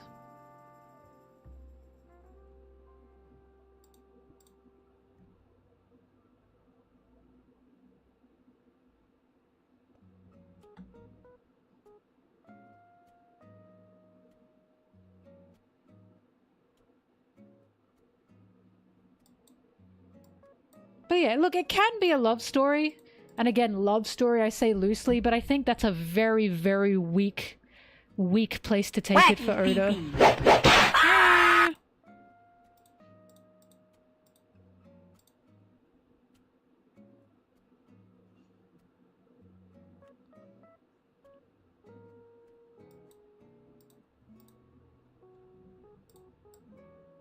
When I say weak, by the way, I mean weak for Imu. Not for, like, you know, the Straw Hats and for Kuma.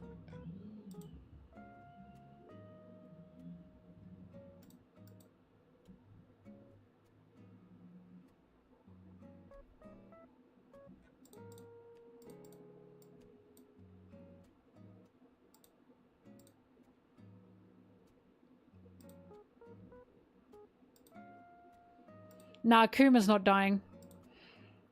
I can't see it happening. Now that they've made it out of Egghead, I am sure Kuma's now going to be okay, and I'm so happy about that. I'm very happy about that.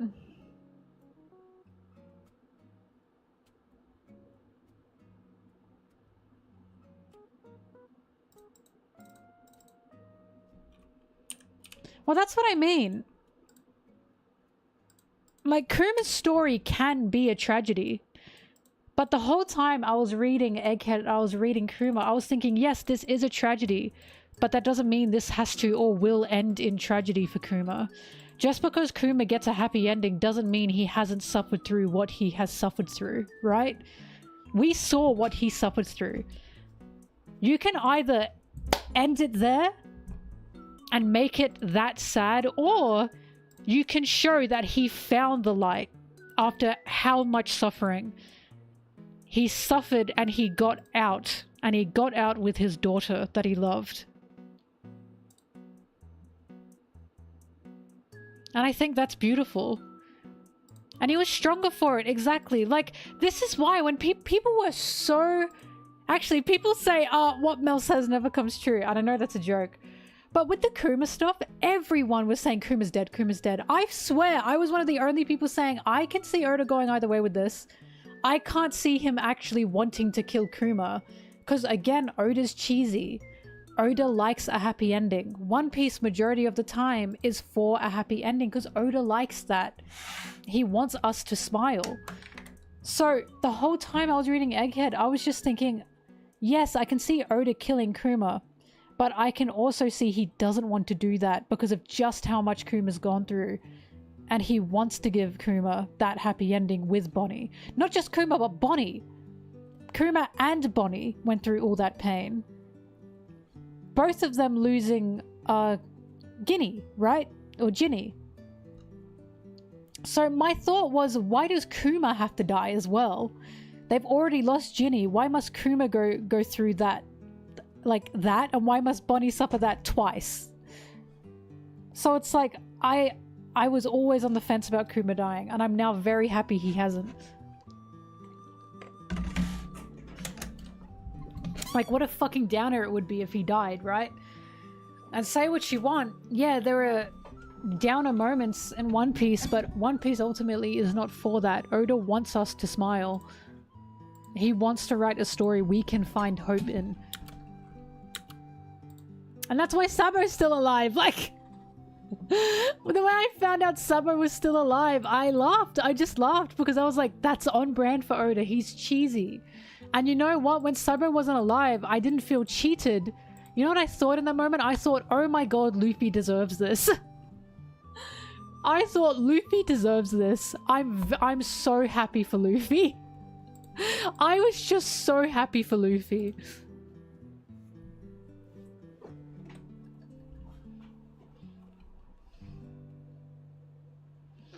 Yeah, Vegapunk lives in mind only and Kuma lives in body only.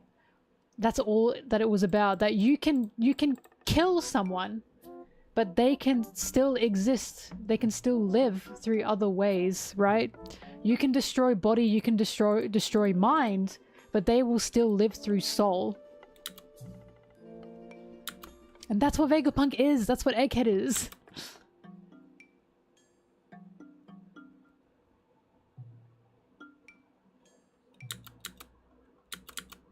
Well, what gets me is just Kuma's story was so graphic. It was so graphic and it was so traumatic. It was painful. And I remember thinking, why would Oda have to nail this in with Kuma dying? We are suffering right now. So what would Kuma dying achieve? That we just suffer more? You know what I mean? Like, we have been through the suffering. We've seen the suffering. It sucked. This sucked. So Kuma living was good. Kuma getting out was good. I was so relieved. And don't you root for them? When Frankie and Sanji and everyone was carrying Kuma out, were you not going, oh my god, I hope they get Kuma out of there? Because I was. I was praying that they got Kuma out of there. I wanted them to get Kuma out of there. Kuma smiling was just so fucking nice. Like, I'm not reading One Piece because I'm expecting a sad ending. I don't know who is, and if you are, like, what are you here for? Ace died, and that was a huge moment. And I feel like people are like, because Ace dying was such a big moment, now more people need to die. But if Oda did that, the impact of Ace's death would seem so much lesser. Right? It would seem so much lesser. Oda spares death very sparingly. He's very sparing with death.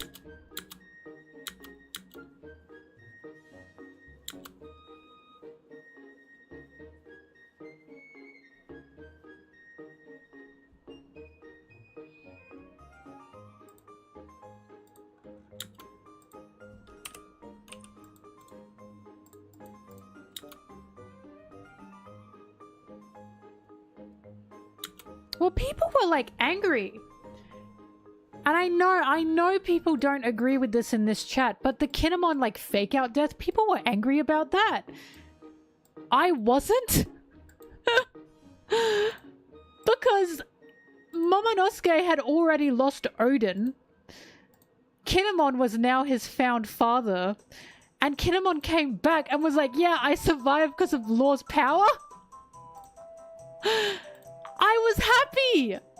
I was happy that he was alive. I didn't feel cheated in that moment.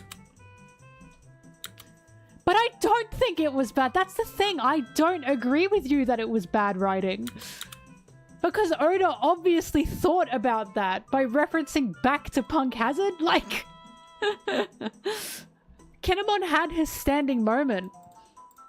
And he didn't die in that moment. And then he was like, no, but let me die, let me die. And Usopp said, nah, I'm not fucking doing it. Like, I don't agree that was bad writing. because I don't see where the bad writing is. When Kinemon came back, I went, oh! I had a giggle, but I was also happy that he was alive. Oh, Kiku lost her arm. Like, the bit of, yeah, Pell's the one that was the most ridiculous one. And the reason Pell was the most ridiculous one is just because that blast was crazy. I see where Oda was going with it. But that blast was a bit much. How? But I don't think it was an arse pull. Because why would Oda write that in as an arse pull? Do you know what I mean? Like, why would he do that in the first place if it was just an arse pull? Like, I just don't think he wanted to kill Kinemon at all. And that was the point. Like, I just don't agree it was bad writing because it made me laugh. It made me laugh. And I was like, oh, he's still here. And he was like, Lord's power. Ah! And it reminds us of Punk Hazard as well. The beginnings of it all, right? Where Kaido was mentioned for Luffy. So no, I don't think it was bad writing. I think it was fine. I didn't have any issues with it. I honestly didn't understand why people did, and I still don't. Again, it's cheesy. It's cheesy, and Oda's a cheesy guy. Pell was definitely the craziest one because that blast was just huge.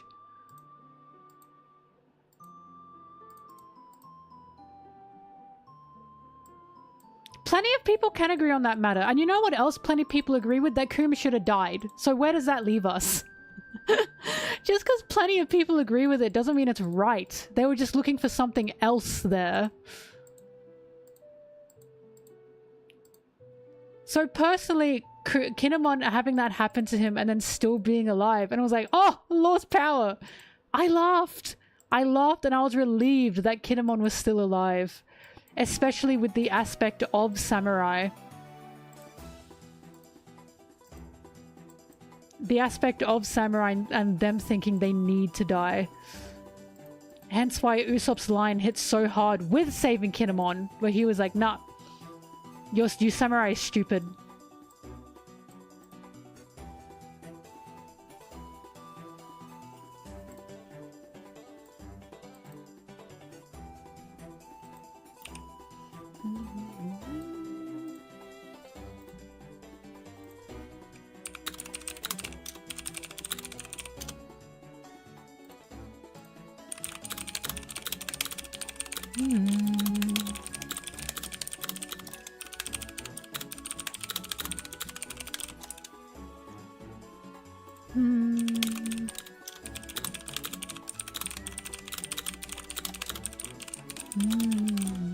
Sorry.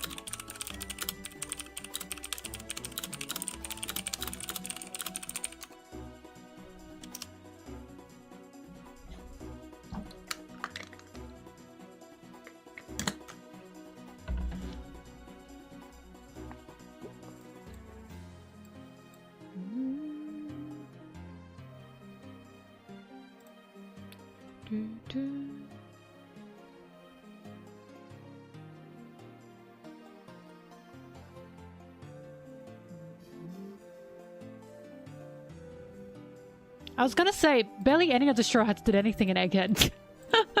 Egghead was not a fighting arc. It was a running arc. The only ones that really did much were Sanji, Luffy, and Zoro. And they were just running. Like, that's like saying... Oh, God. That's like saying the Straw Hat should have fought more in Whole Cake Island, right? And the only character that really fought in Whole Cake Island was Luffy. That wasn't the point of the arc. Egghead was not a fighting arc. The only thing Usopp had to do in Egghead, like the rest, was run. They all were running. Even what Sanji was doing, he was just running.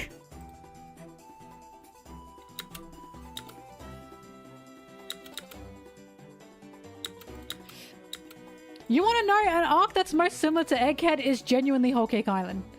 They both end in running. Running from this powerful foe while trying to protect someone.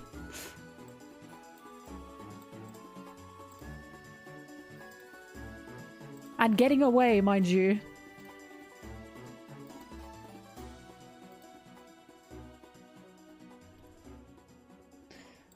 Egghead made me laugh because it was so clear that Oda was like, no, I'm not drawing all the fights for this. Fuck you. This is why it always makes me laugh. The fights. Oda has straight up admitted, yeah, as I get older, it gets more boring to draw fights. Like, he now will only draw a fight if he really has to. Like, the fact, it makes me laugh so much that Zoro and Kaku were about to fight. And Sanji just bubblegummed him. He bubblegummed him. That was the funniest bit he did. That was the funniest bit, because to me, that was like, oh, here comes a fight. Actually, no. We don't have time. We don't have time for this.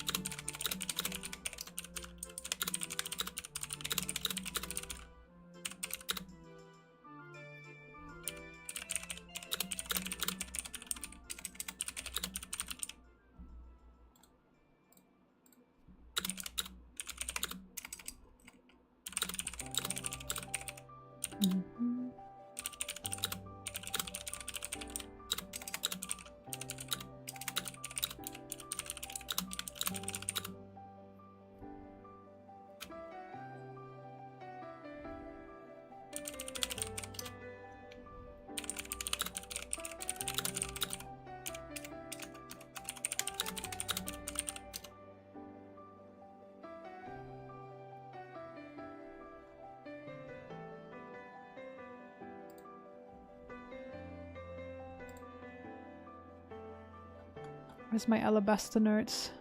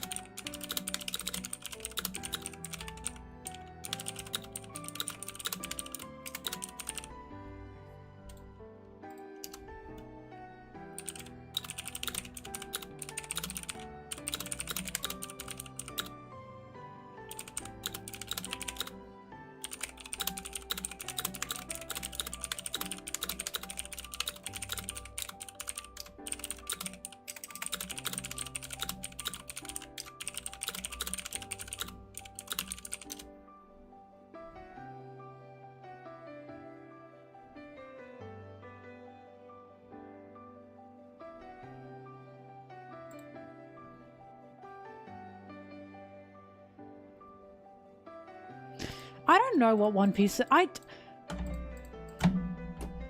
know I'm like a little positive Patty, right? But how the... What? I don't understand. I don't understand what people want. I don't understand what people want. To hate Vegapunk's speech, that is just fucking bizarre. Whale meat and blubber, woo!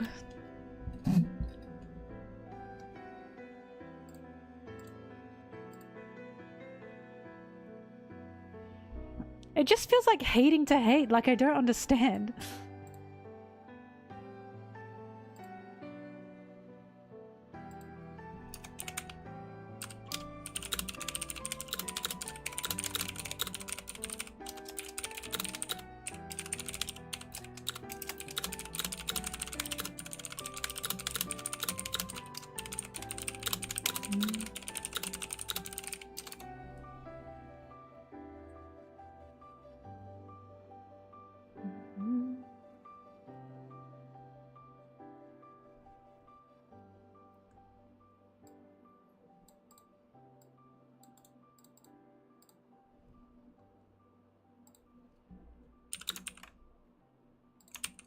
Oh, for fuck's sake, did that not copy? Rah!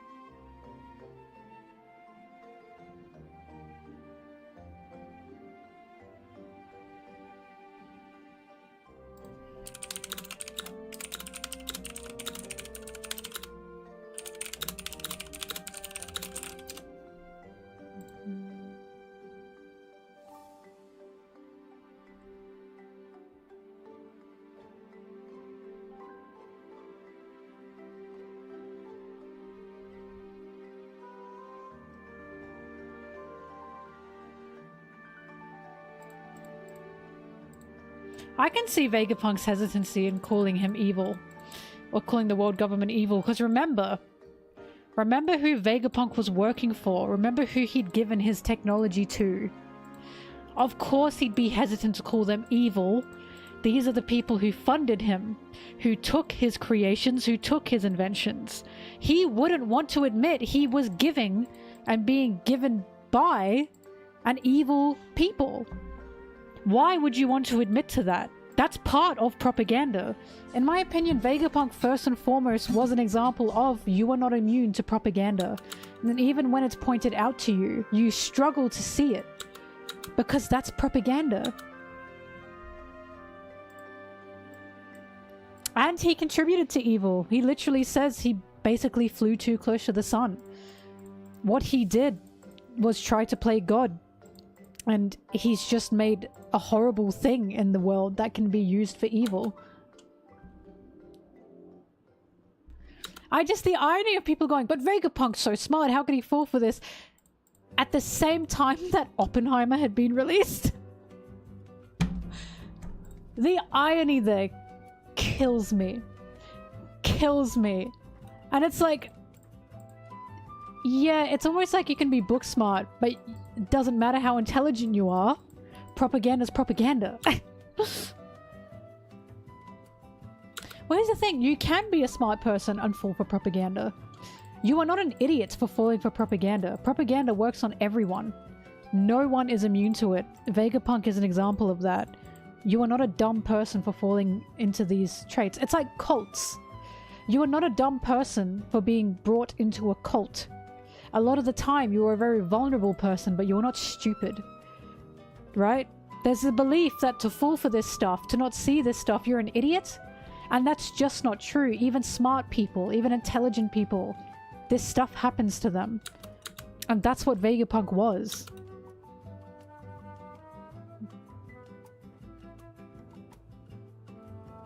Yeah, and he manipulated Sentomato, yeah.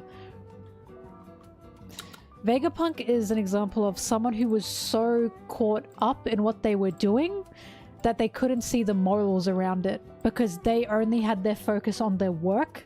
And then once the work is done, it's complete. You see the consequences. Like Kuma. The fact that he was like, I'll only heal Bonnie if I can experiment on you. That's your payment. What the fuck are the morals of that? Right? What are the morals of that situation? He wasn't thinking about the morals, he was thinking about the science. And that's the issue about not putting morality into like logic, emotions into logic. You need that. Otherwise, you are totally morally grey, even though you think you're not. For the greater good, right?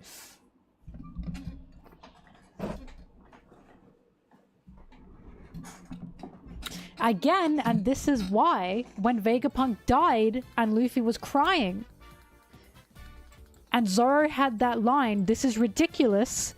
Luffy is an emperor, he shouldn't be acting like this now over some old man." Why we, in my opinion, are not meant to agree with Zoro, and that's just Zoro lashing out. Because we are literally seeing through Egghead the importance of emotions. The importance of these feelings, especially in these higher positions of power. Right? And it's like, one of Luffy's strong points, one of his strongest traits, his powers, is his emotion. He's an incredibly emotional person. He wears that with pride. So having Zoro say a line like, "Oh, he shouldn't be emotional, that old man, that bum."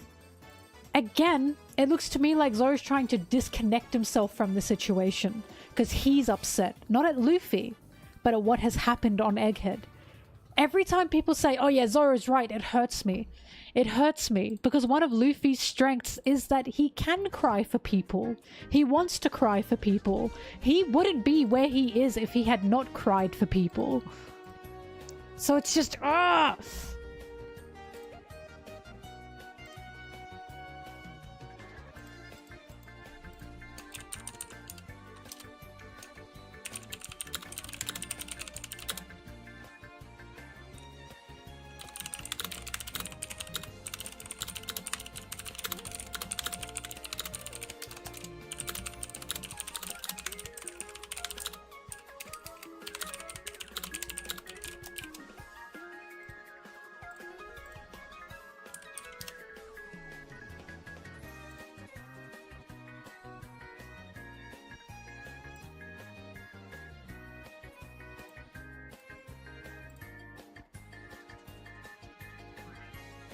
Well, Luffy's emotional state, it's both, it can be a weakness of his, right? But it's mainly a strong point.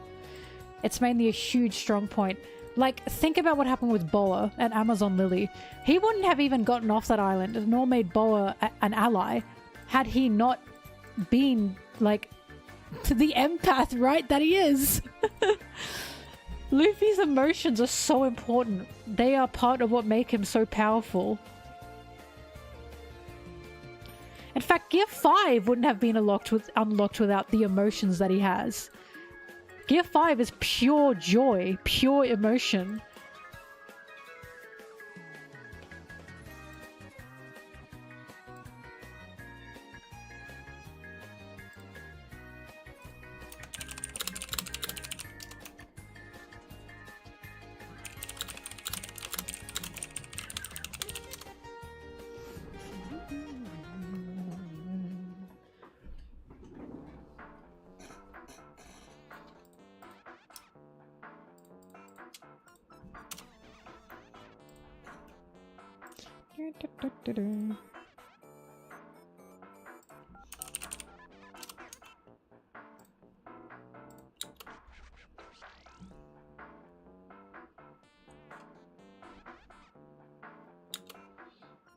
Zoro has not been flanderized. The fandom has flanderized Zoro.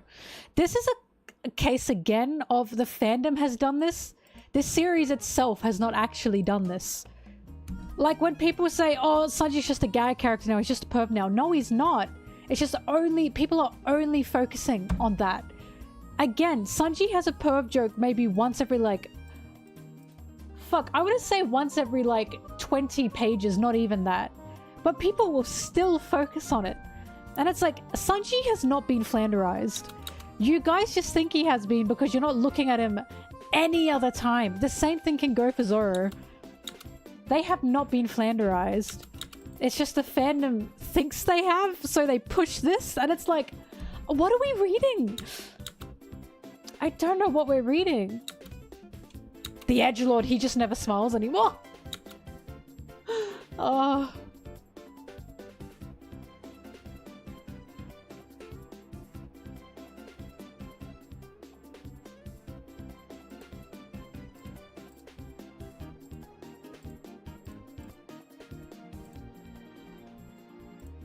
I mean, the worst case example is people thinking Chopper has been flanderized, when he absolutely has not.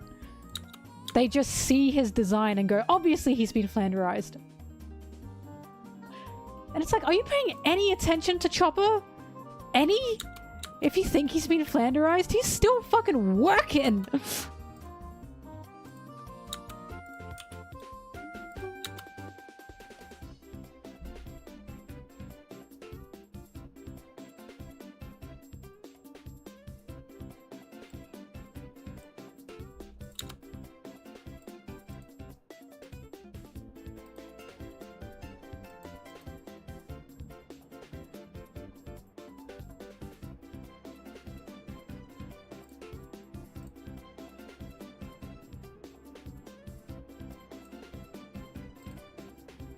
They wouldn't be thrown around so much if they stayed out of my line of sight.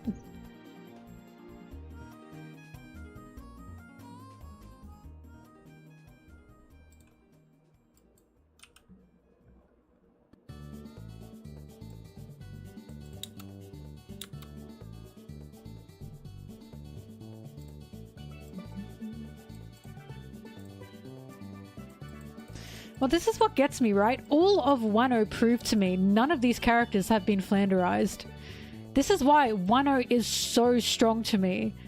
Wano had some of like the best overall character moments for so many of these characters. Yes, even Usopp. I don't know why Usopp gets the hate he does for Wano. And it's like Wano was just so at its prime, and I just will never understand it.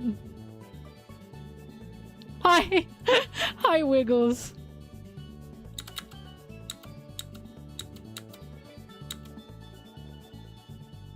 I edit all the time. All the time.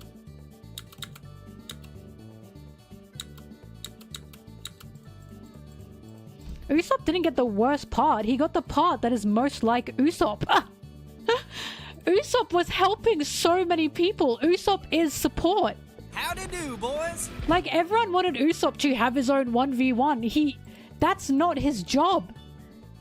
Even in Dressrosa, he didn't have a 1v1. Right? Yes, he fought Sugar, but that wasn't even a 1v1. Usopp's job there was to just not let Sugar go. And it's like, I feel like people forget, Usopp not only took out Page 1, and once again, he also helped turn Big Mom's attack to ulti. That was one of the things he did. People will deny that he did that, but he did do that. He used her on the battlefield. He helped Otama get the message out. He helped protect her while also throwing all the dangos in everyone's mouths. And he helped get the samurai to safety. That is Usopp's job. As Sanji said, you do what I can't do and you do what I can't do and I do what you can't do. That's the point of Usopp. His big moments are not 1v1s. They never were and they never will be. Even in Water 7, Annie's lobby, it wasn't about 1v1s with Usopp. Perona was the only one that was his perfect matchup because she was the only one with a power that didn't work, but both of them were running from each other. They both didn't want to fight each other.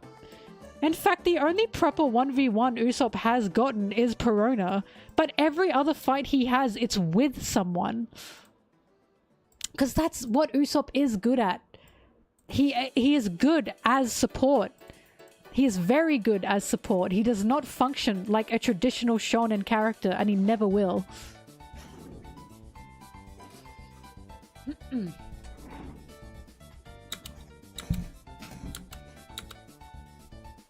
Usopp does not act like... Usopp will always act like a coward, but he's not a coward.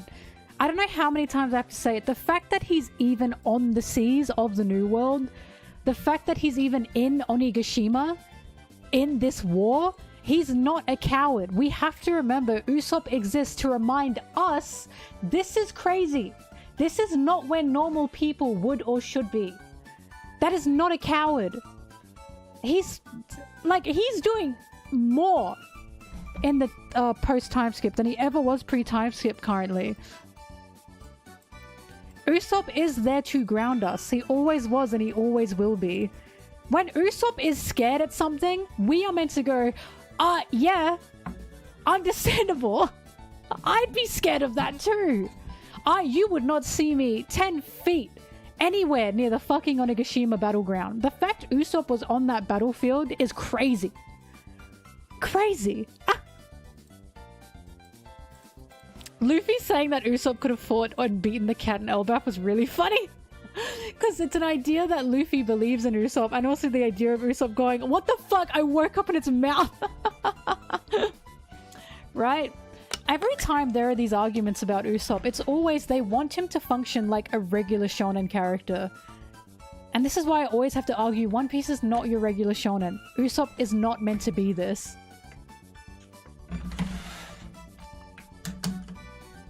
Nami and Usopp are literally the normal duo. But Nami's intelligence are just absolutely insane regarding what she can do and what she can control.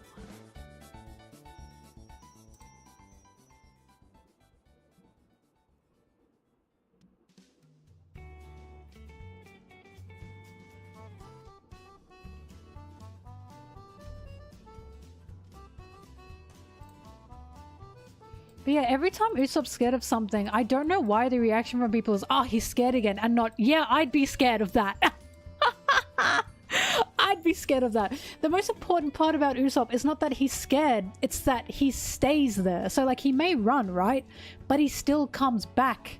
That's the most important aspect. He's allowed to be scared. He's allowed to run away so long as he comes back. That's what bravery is. It's like running from Slender Man and still coming back and going, never mind.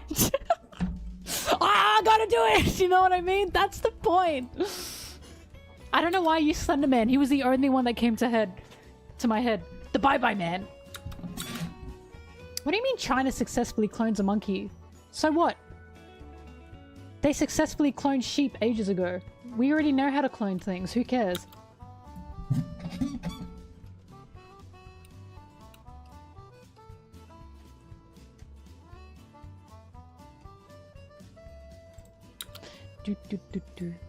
I mean, I mentioned in this video why the little girl meeting Usopp felt so important to me, but we'll get to that. You'll see it. Like, as someone said, was it Foily? Someone said it to me. They were like, it's like saying Zoro's brave. Zoro's not brave, he's just stupid. Luffy's not brave, he's just stupid. It's not bravery when you're not scared of something.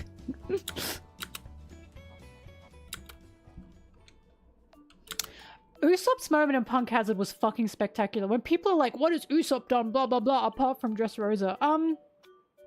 In Punk Hazard, he was literally on the intercom system.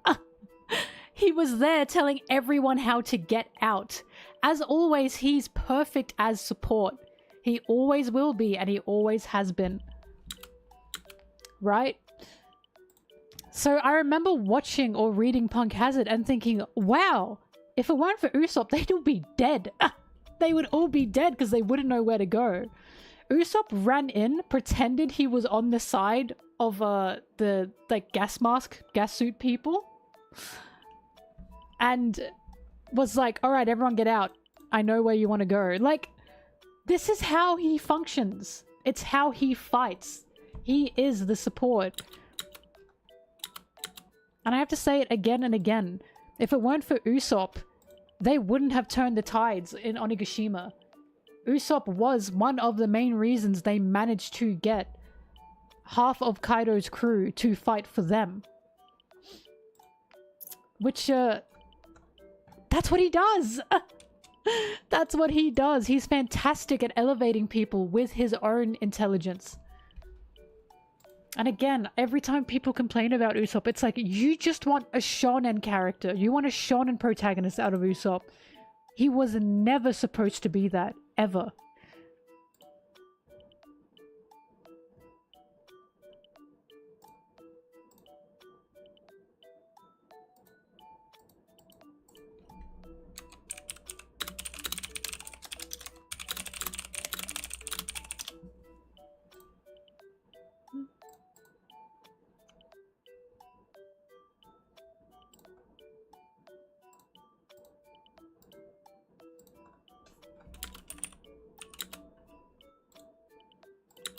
This is one of the reasons I like Syrup Village so much. Because it displayed that side of Usopp.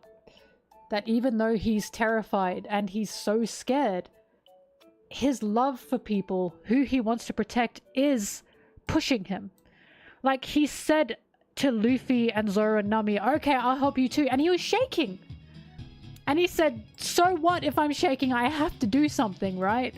And again, when it came to the way he lied about the pirates are coming, even though the town didn't believe him and they threw pots and pans at him and they chased him out, he still worked to protect them.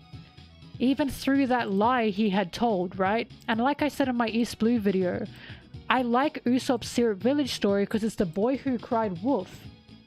But instead of the boy getting consumed by the wolf, the boy turns around and says, I can take this wolf and protect my village from the big bad wolf. And now my village can continue to live in peace that there is no wolf.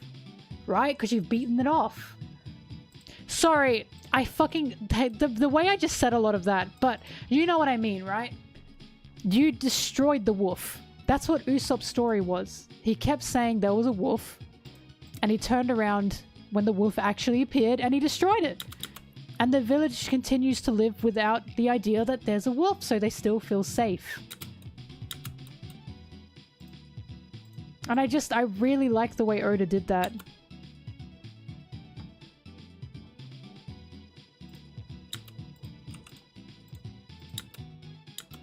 Also, when people get mad at Usopp for selling like toad oil to a talker, and I always say this, that is so unfair to get angry at him for that, because he was in the flower capital where all the rich people were, where all the well-off people were.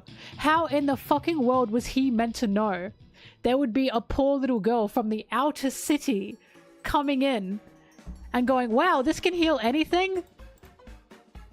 Like, obviously he felt bad for that, but it's so unfair on Usopp to be like, he sold that to Otoko. Like, he knew! Like, he was literally in the most well-off city in that area. And he's disguised. He was doing that to try and find samurai, right? Also, yeah, Otoko swiped the toad oil as well. He didn't actually sell it to her. And it's like, what the fuck? How was Usopp meant to know any of that was gonna happen?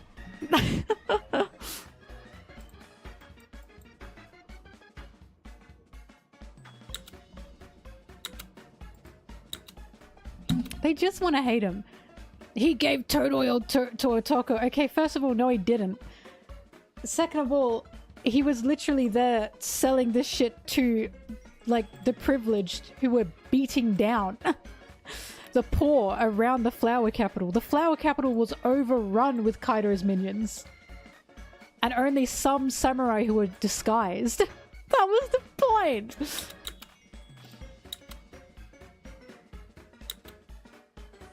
I can't believe he forced Otoko to drink toad oil. I don't know, that's like selling like something like fake in Beverly Hills. And then like some little girl from a very poor district has come into Beverly Hills and has gone, wow, can I get that? How the fuck are you meant to know? How the fuck are you meant to know she's from a poor suburb? You're in Beverly Hills selling this fake merchandise.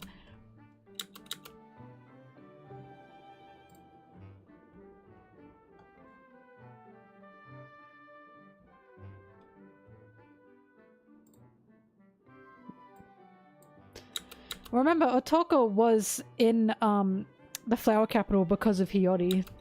Because Hiyori, Otoko was like a little sister to Hiyori.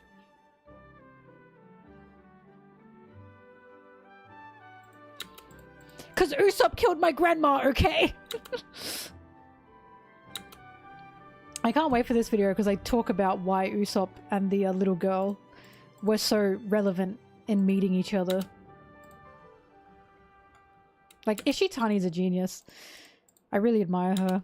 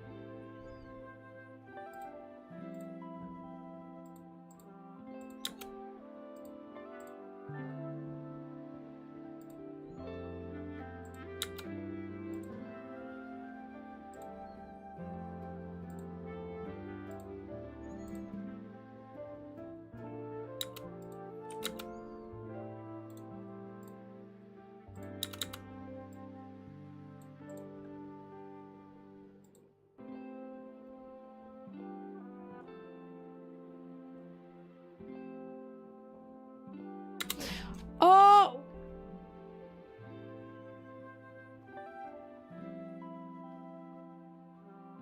Sorry. There's a place currently that does like the most delicious like Thai curry and pad Thai noodles. But they close early. And I'm really hoping they're open right now.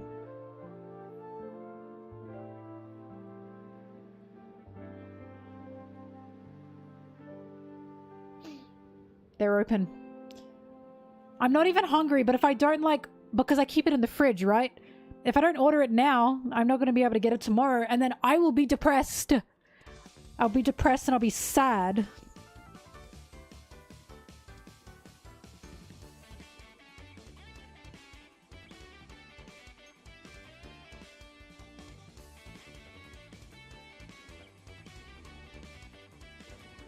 I'm trying to make sure this is the right...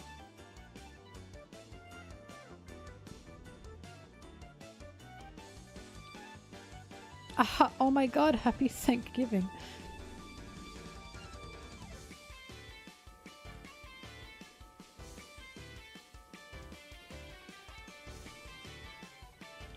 Alright, this is it.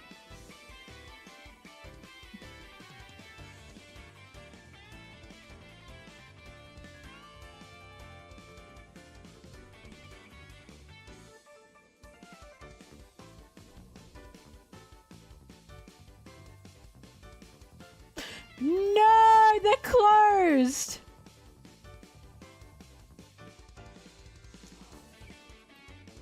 Crisis averted, gamers. Crisis averted. They're opening at 6 p.m.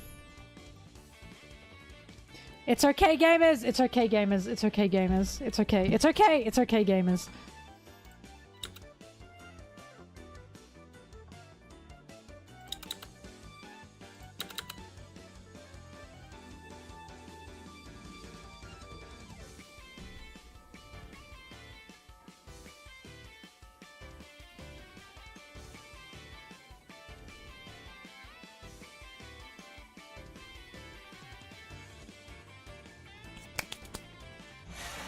Hang on, I gotta wash my hand.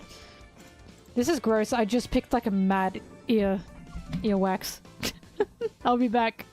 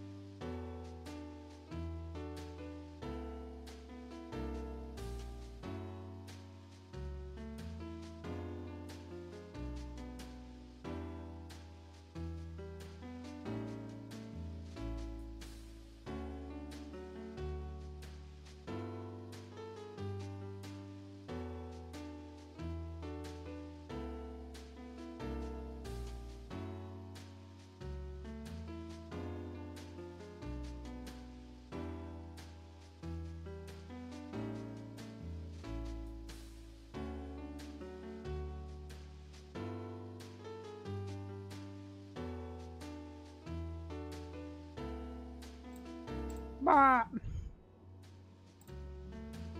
So while I was gone, a package came in the mail.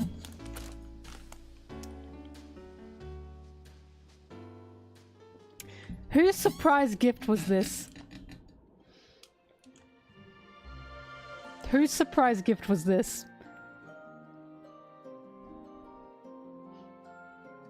Was it Danny or Loki?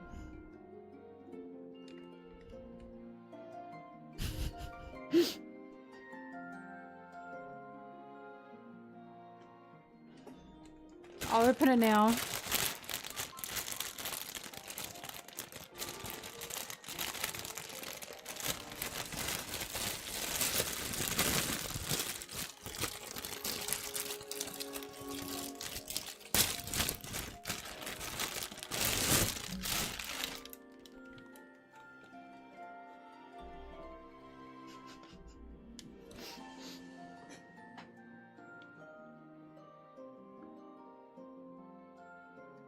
Why is he so shaped?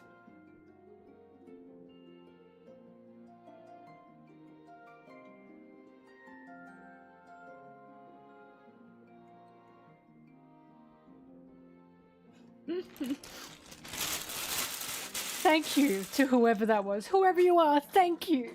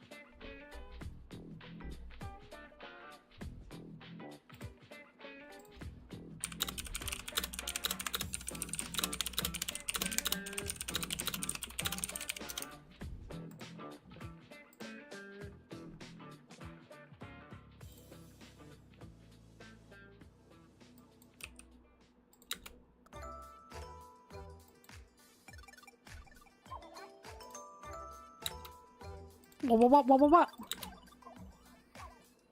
What are you doing here? What the? Thank you for the sub. Ah.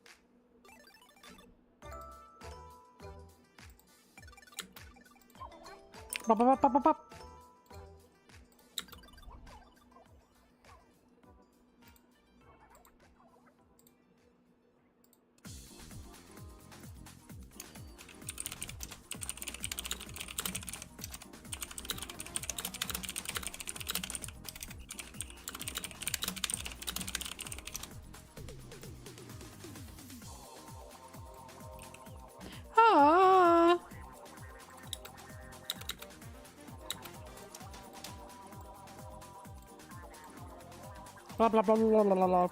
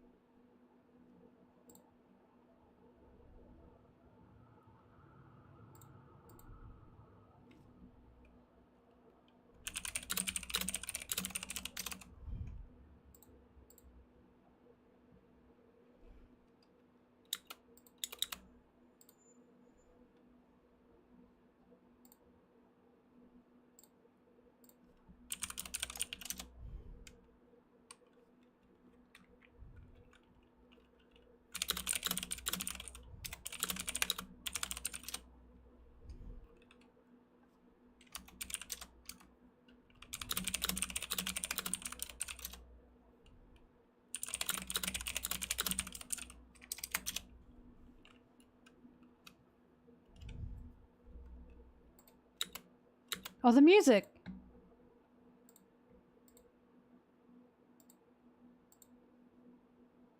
Oh, hello. Damn alright.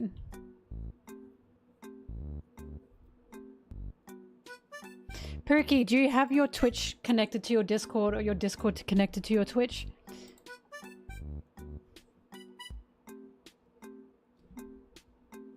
Or are you asking for me to whisper to you?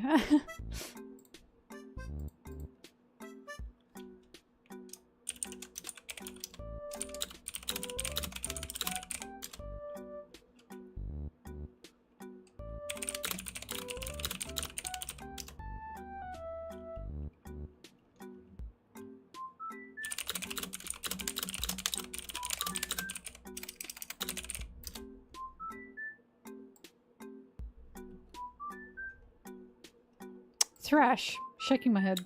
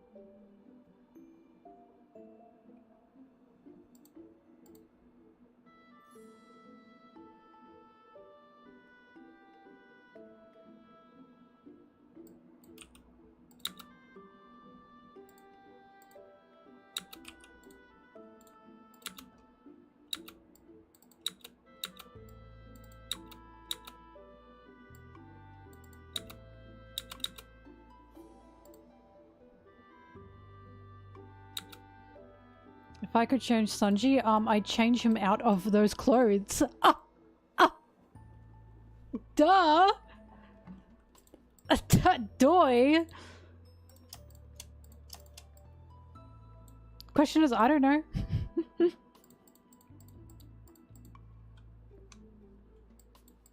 Like, obviously I'd take maybe 1 or 2 of the gags away, because sometimes, yes, they do get too much. But aside from that, I'm happy with them.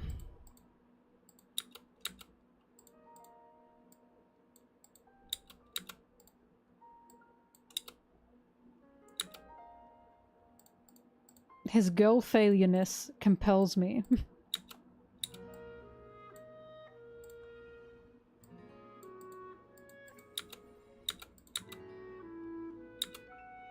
what would I change about him? I'd give him doggy ears and a doggy tail. Obviously.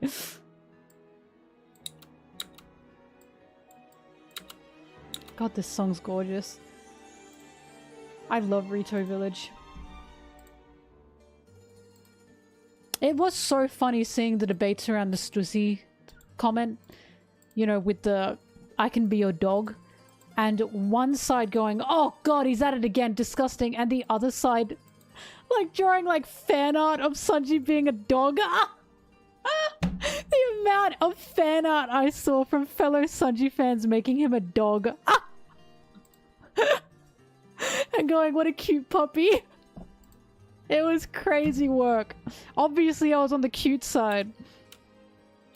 Like, wow. We seem to be on two different worlds here.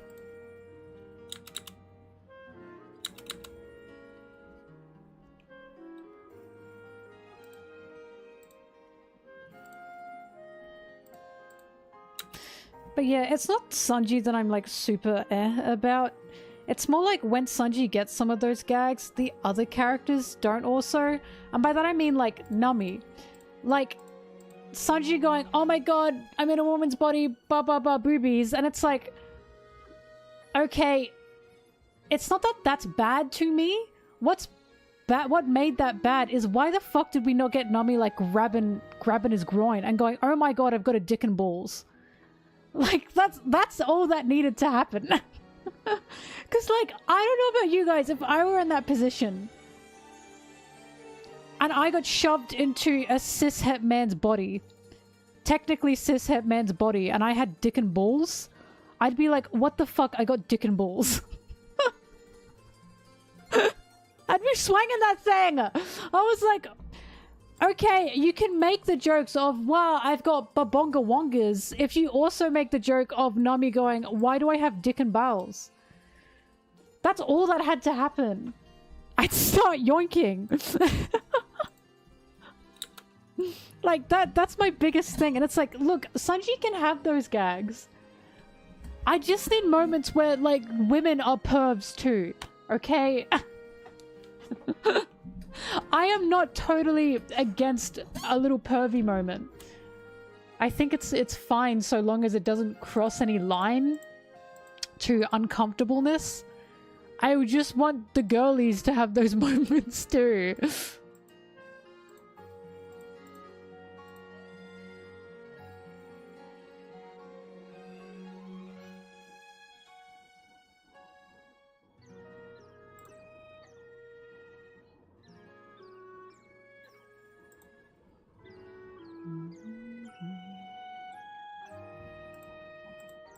Dude, I literally got a comment on my lust video that was like, do women like lust?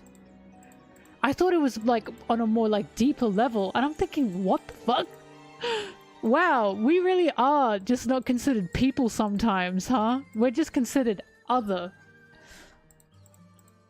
We're just like emotional, sexless beings, apparently. All we do is cry and hate sexual things, apparently.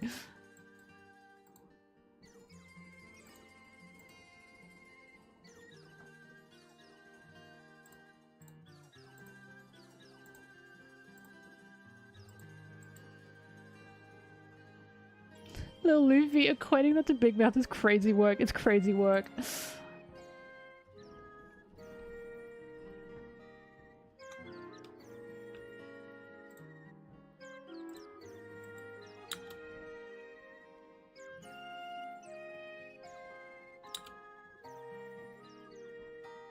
Wait, Yokai, you bring up the question, what if it isn't held in the pants? They're just in the way?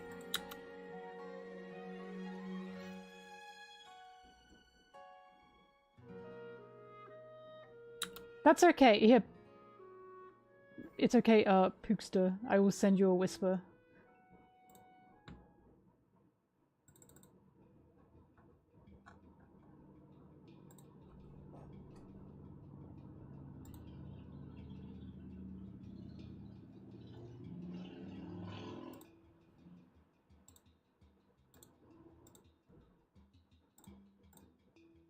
Here you go, enjoy it.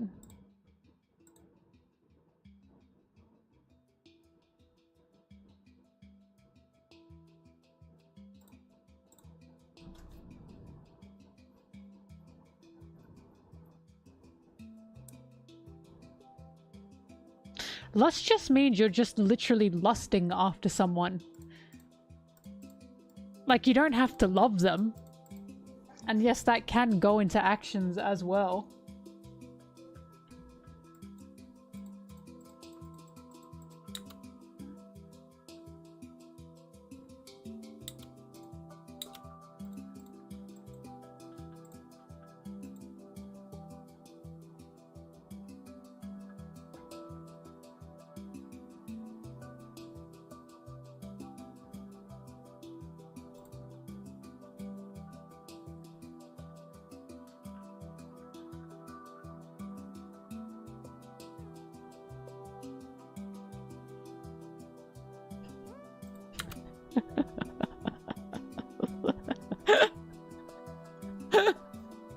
What do you mean you're in booty shorts right now?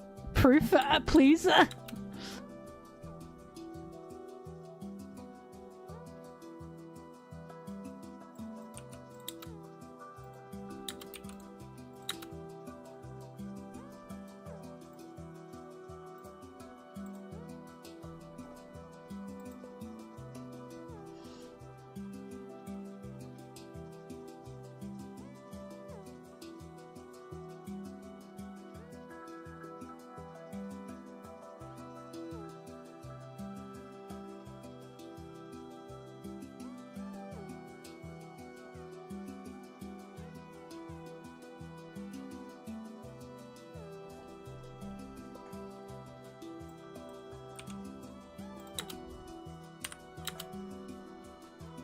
Twink maxing.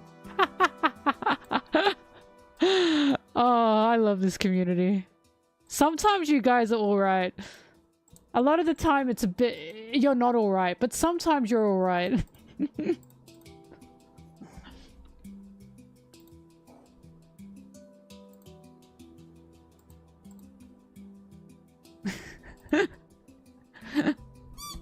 It's a joke! It's a joke.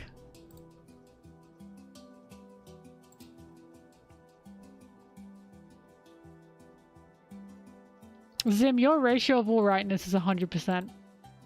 No, actually, you're on 99%. And the reason you're on 99% is because you're not an everybody move your body, everybody katamari fan, I'm afraid. That bumps you down 1%.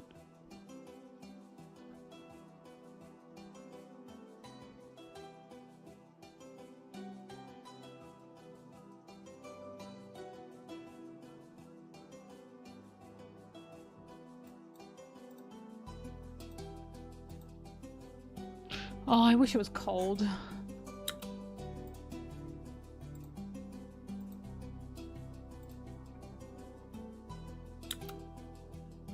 Oh, you're 15? Get out of here! Yeah, I'm sorry. I apologize for that. Thank you for the sub, but yeah, you're not allowed to join. I appreciate your honesty. It's a safety measure, not just for me, but for you as well.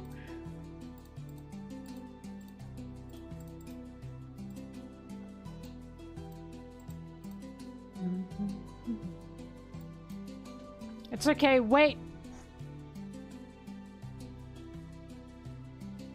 3 years. And you can join the Discord. I need you to know there's nothing like crazy that goes on in the Discord. It's literally just, I'm sorry, I don't want to babysit regarding having to, you know, be careful like that. Ahmed Mohsin. Oh? Thanks, Derek.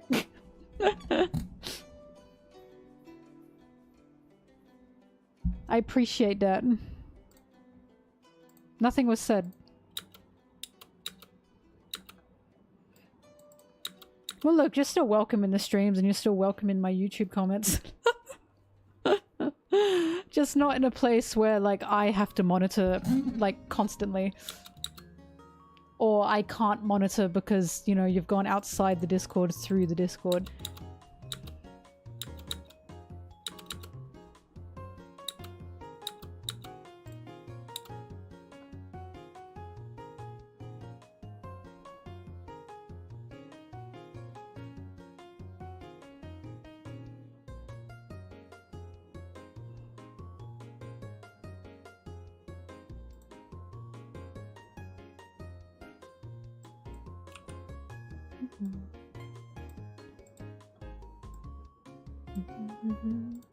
I'm always impressed, by the way, when like a miner is able to like sub, like subscribe a tier, because I never would have been able to do that at that age.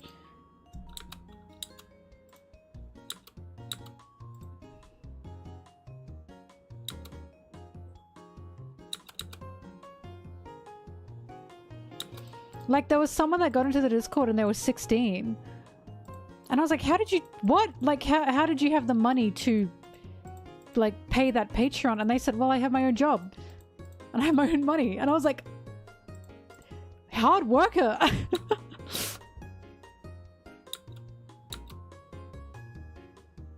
Any thoughts on love sickness? I mean... I want to believe the only reason they call it love sickness is just because they're just not well adjusted to it, right? Especially not someone like Boa. Like, it's just something they have not experienced before and it just totally overtakes them. And it's also big for Amazon Lily because, of course, if you fall for a man, men aren't allowed on the island, and especially if you're the Empress. You got a job and got a bank account. That's actually, like, impressive. Like, I'm not joking. I am impressed.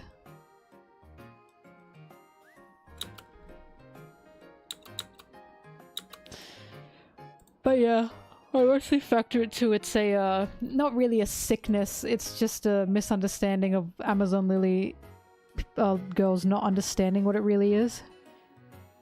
Because that's a man that they like.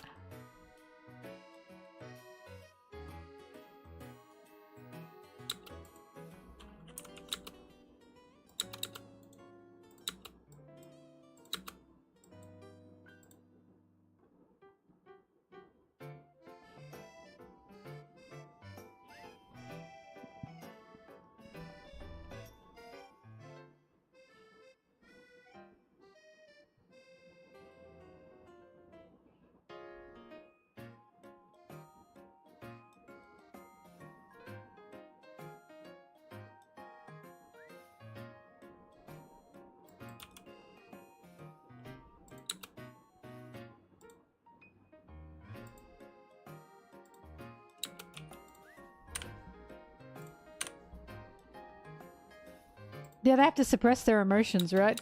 As suddenly they're emoting all over the place. So it makes sense. It's like a mental block, right? Or a mental shock.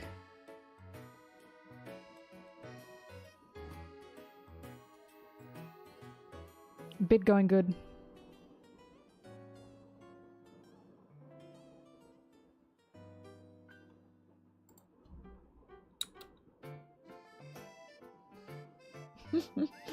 Thank you, Pookster. I appreciate that. Like I said, you're allowed here. But also, like I said, you know, I'm not your babysitter. I'm not your mum. So, like, I'm not, you know, going to be, you know, catering content in that way. Do you know what I mean? I'm not trying to, like, say you're, like, you know, you're not welcome here. I'm just saying that, it's still a public space. It's still a public, my content in a public space.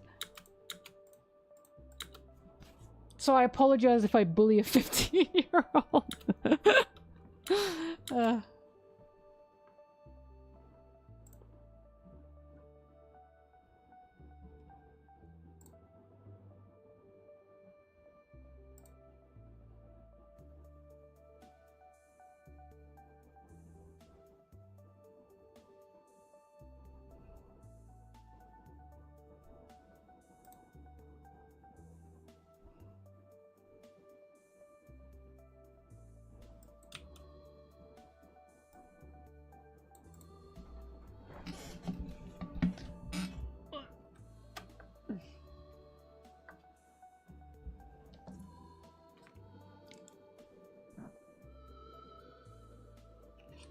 Dude, yesterday...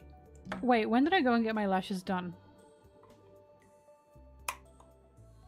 The day before yesterday, I believe, because I recorded yesterday. So after I got my lashes done, I sat to get some sushi, and a little girl in the family walked past me, and she pointed at me and said, "Pink! Pink girl!" And it scared the shit out of me.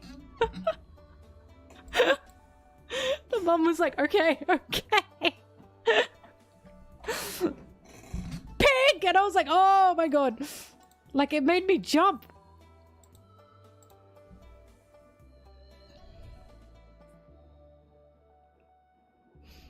And people wonder why I'm so scared of kids.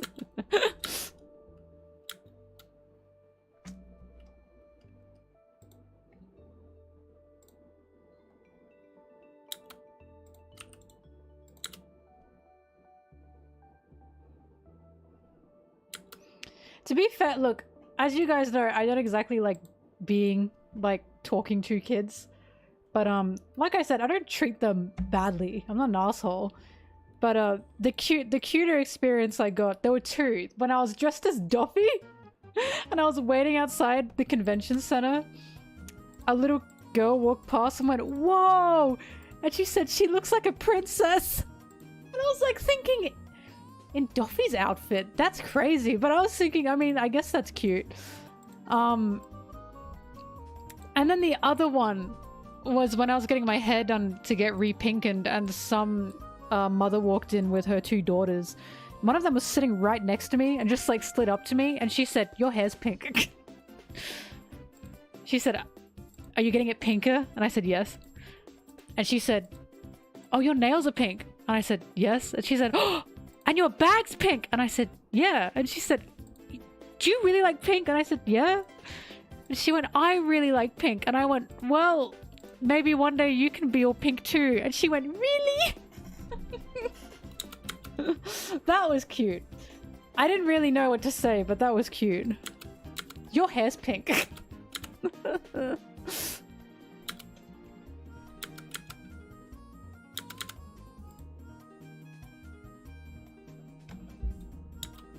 Right, that's the thing. I'm like happy to know that like a lot of kids, especially little girls, are like looking at me and how I dress and my fashion and thinking, "Oh, I hope I can look like that one day." You know what I mean?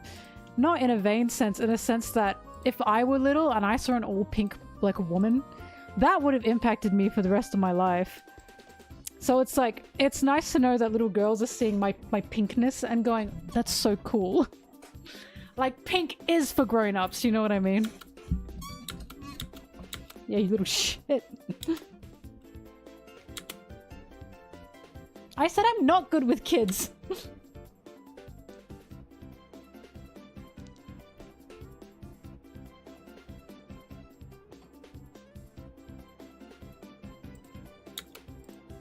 Oh no, I know. I know there'd also be like little boys as well that would think, "Wow, that's so cool." But it's the little girls that yell.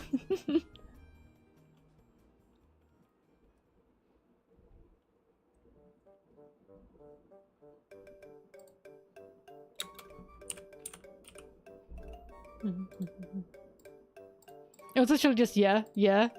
Or maybe you can be pink. Woo. I was a feral child. I was a feral little girl.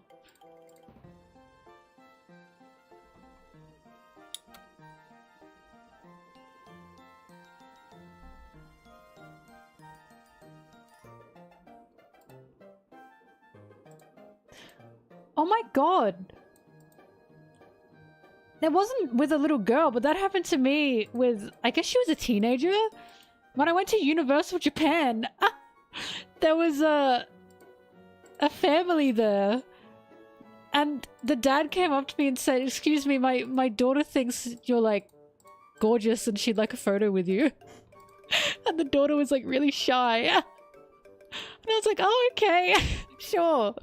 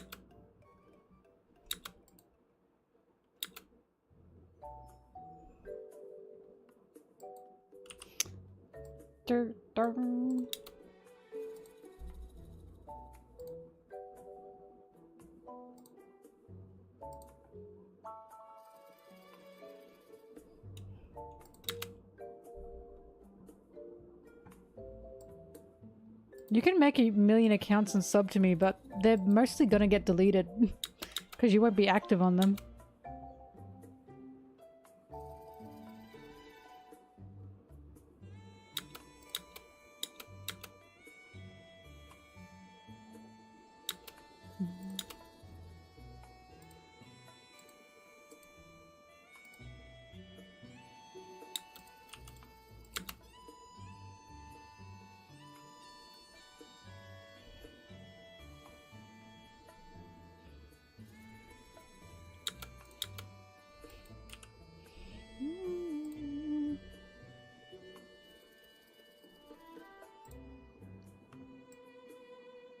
Oh, Yoko, that's awesome. Truly dressed to impress. I know this sounds weird, but if you're wearing something where like a little kid like looks at you and goes, "Whoa," because they think you look cool, that's how you know you look cool. You know what I mean? Because you got the babies looking at you and being like amazed.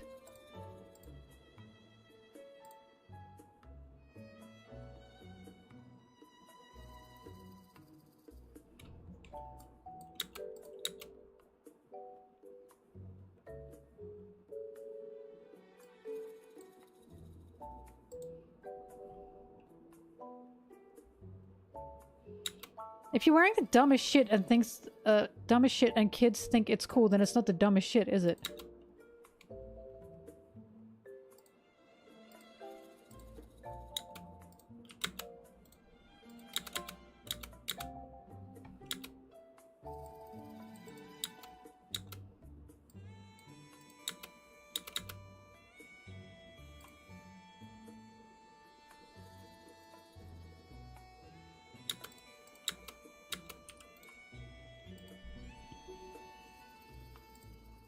Kids like dumb shit. That is true. Kids do like Until Dawn.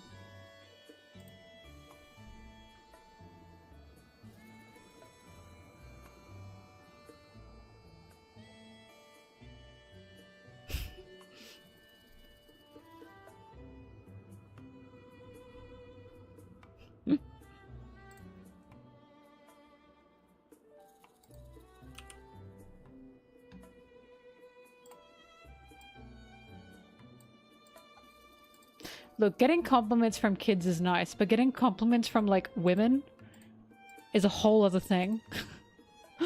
Because when I was at the cat show, I was, like, standing there looking at, like, cat beds, and the lady that was, like, running the booth turned around and did this, and she went, "Oh, you're so beautiful!" Because once again, I was in all pink, and I was like, "Oh, thank you."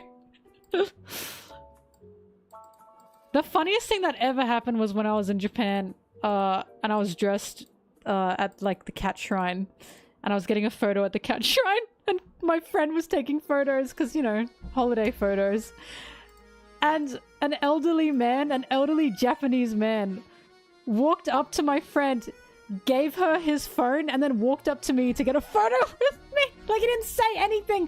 He didn't say anything. His wife was there laughing as well. He didn't say anything. He just gave my friend his phone, walked up to me, and was like... And I was like, okay! It was so funny. when you're like just a pink monster, you will just get people, you know what I mean, snapping photos. It was so funny as well when Coop and I, because Coop's pink as well. Coop is full pink, who I went to Japan with, micro rockets. They are fully pink. And we were dressed in all pink, walking through the Sakura parks. And we could see people were like trying to get the sneaky shot, and we were thinking, you can like ask for a photo. You don't have to get the sneaky picture in. Because it's not every day you see like two pink monsters walking about.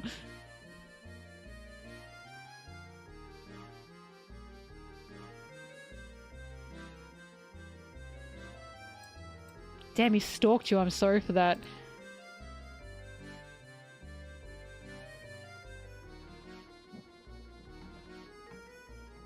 Your mom told you your dad was Eminem.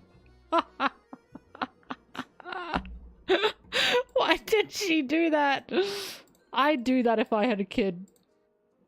Remember that tweet that's like, I thought Kurt Cobain was like someone in my family because I had a Kurt Cobain poster on my wall as a child.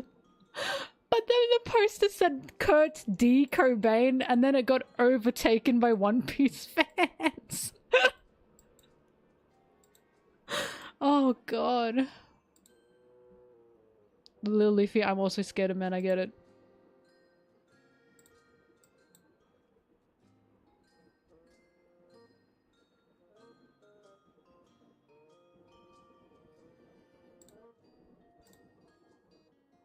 One dream, one wish.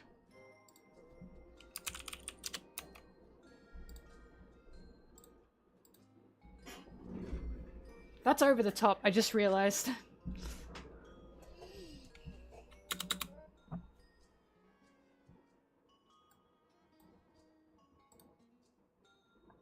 Baron Brigley.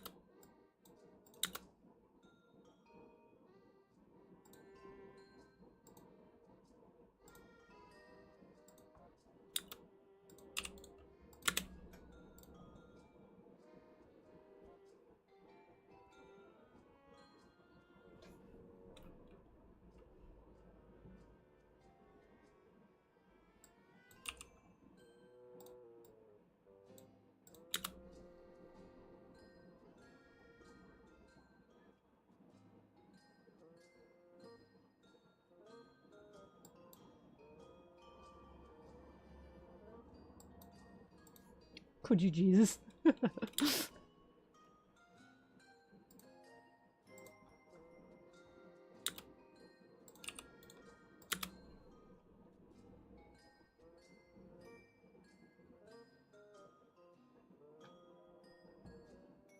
I hope you win. I hope you win, Pookster. We are all blue hair pronouns people, I think.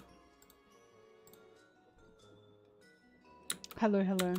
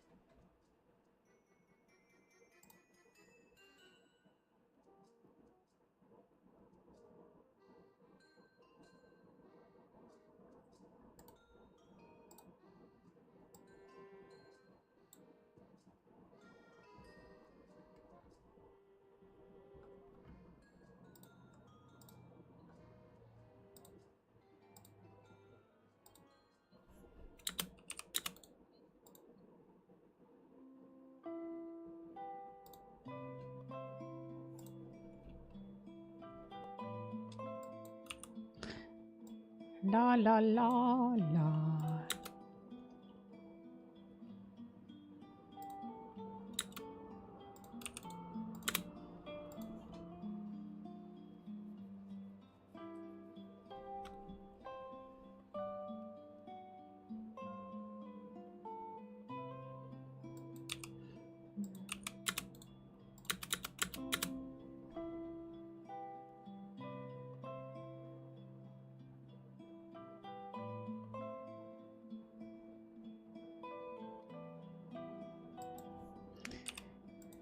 Alright, done editing for today. Goblins and ghouls.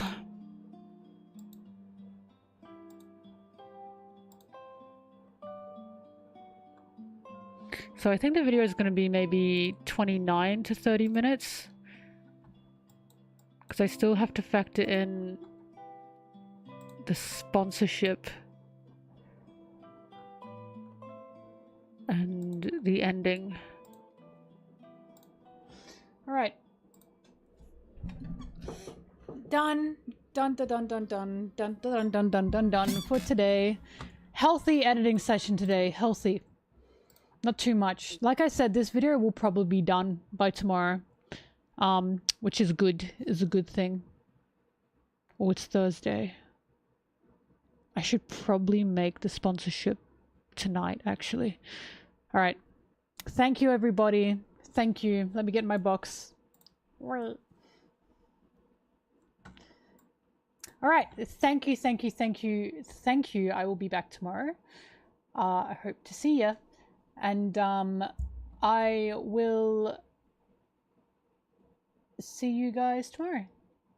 Thank you for sticking around. I appreciate it. Thank you for the subs and everything and the donations. Bye, bye, bye, bye.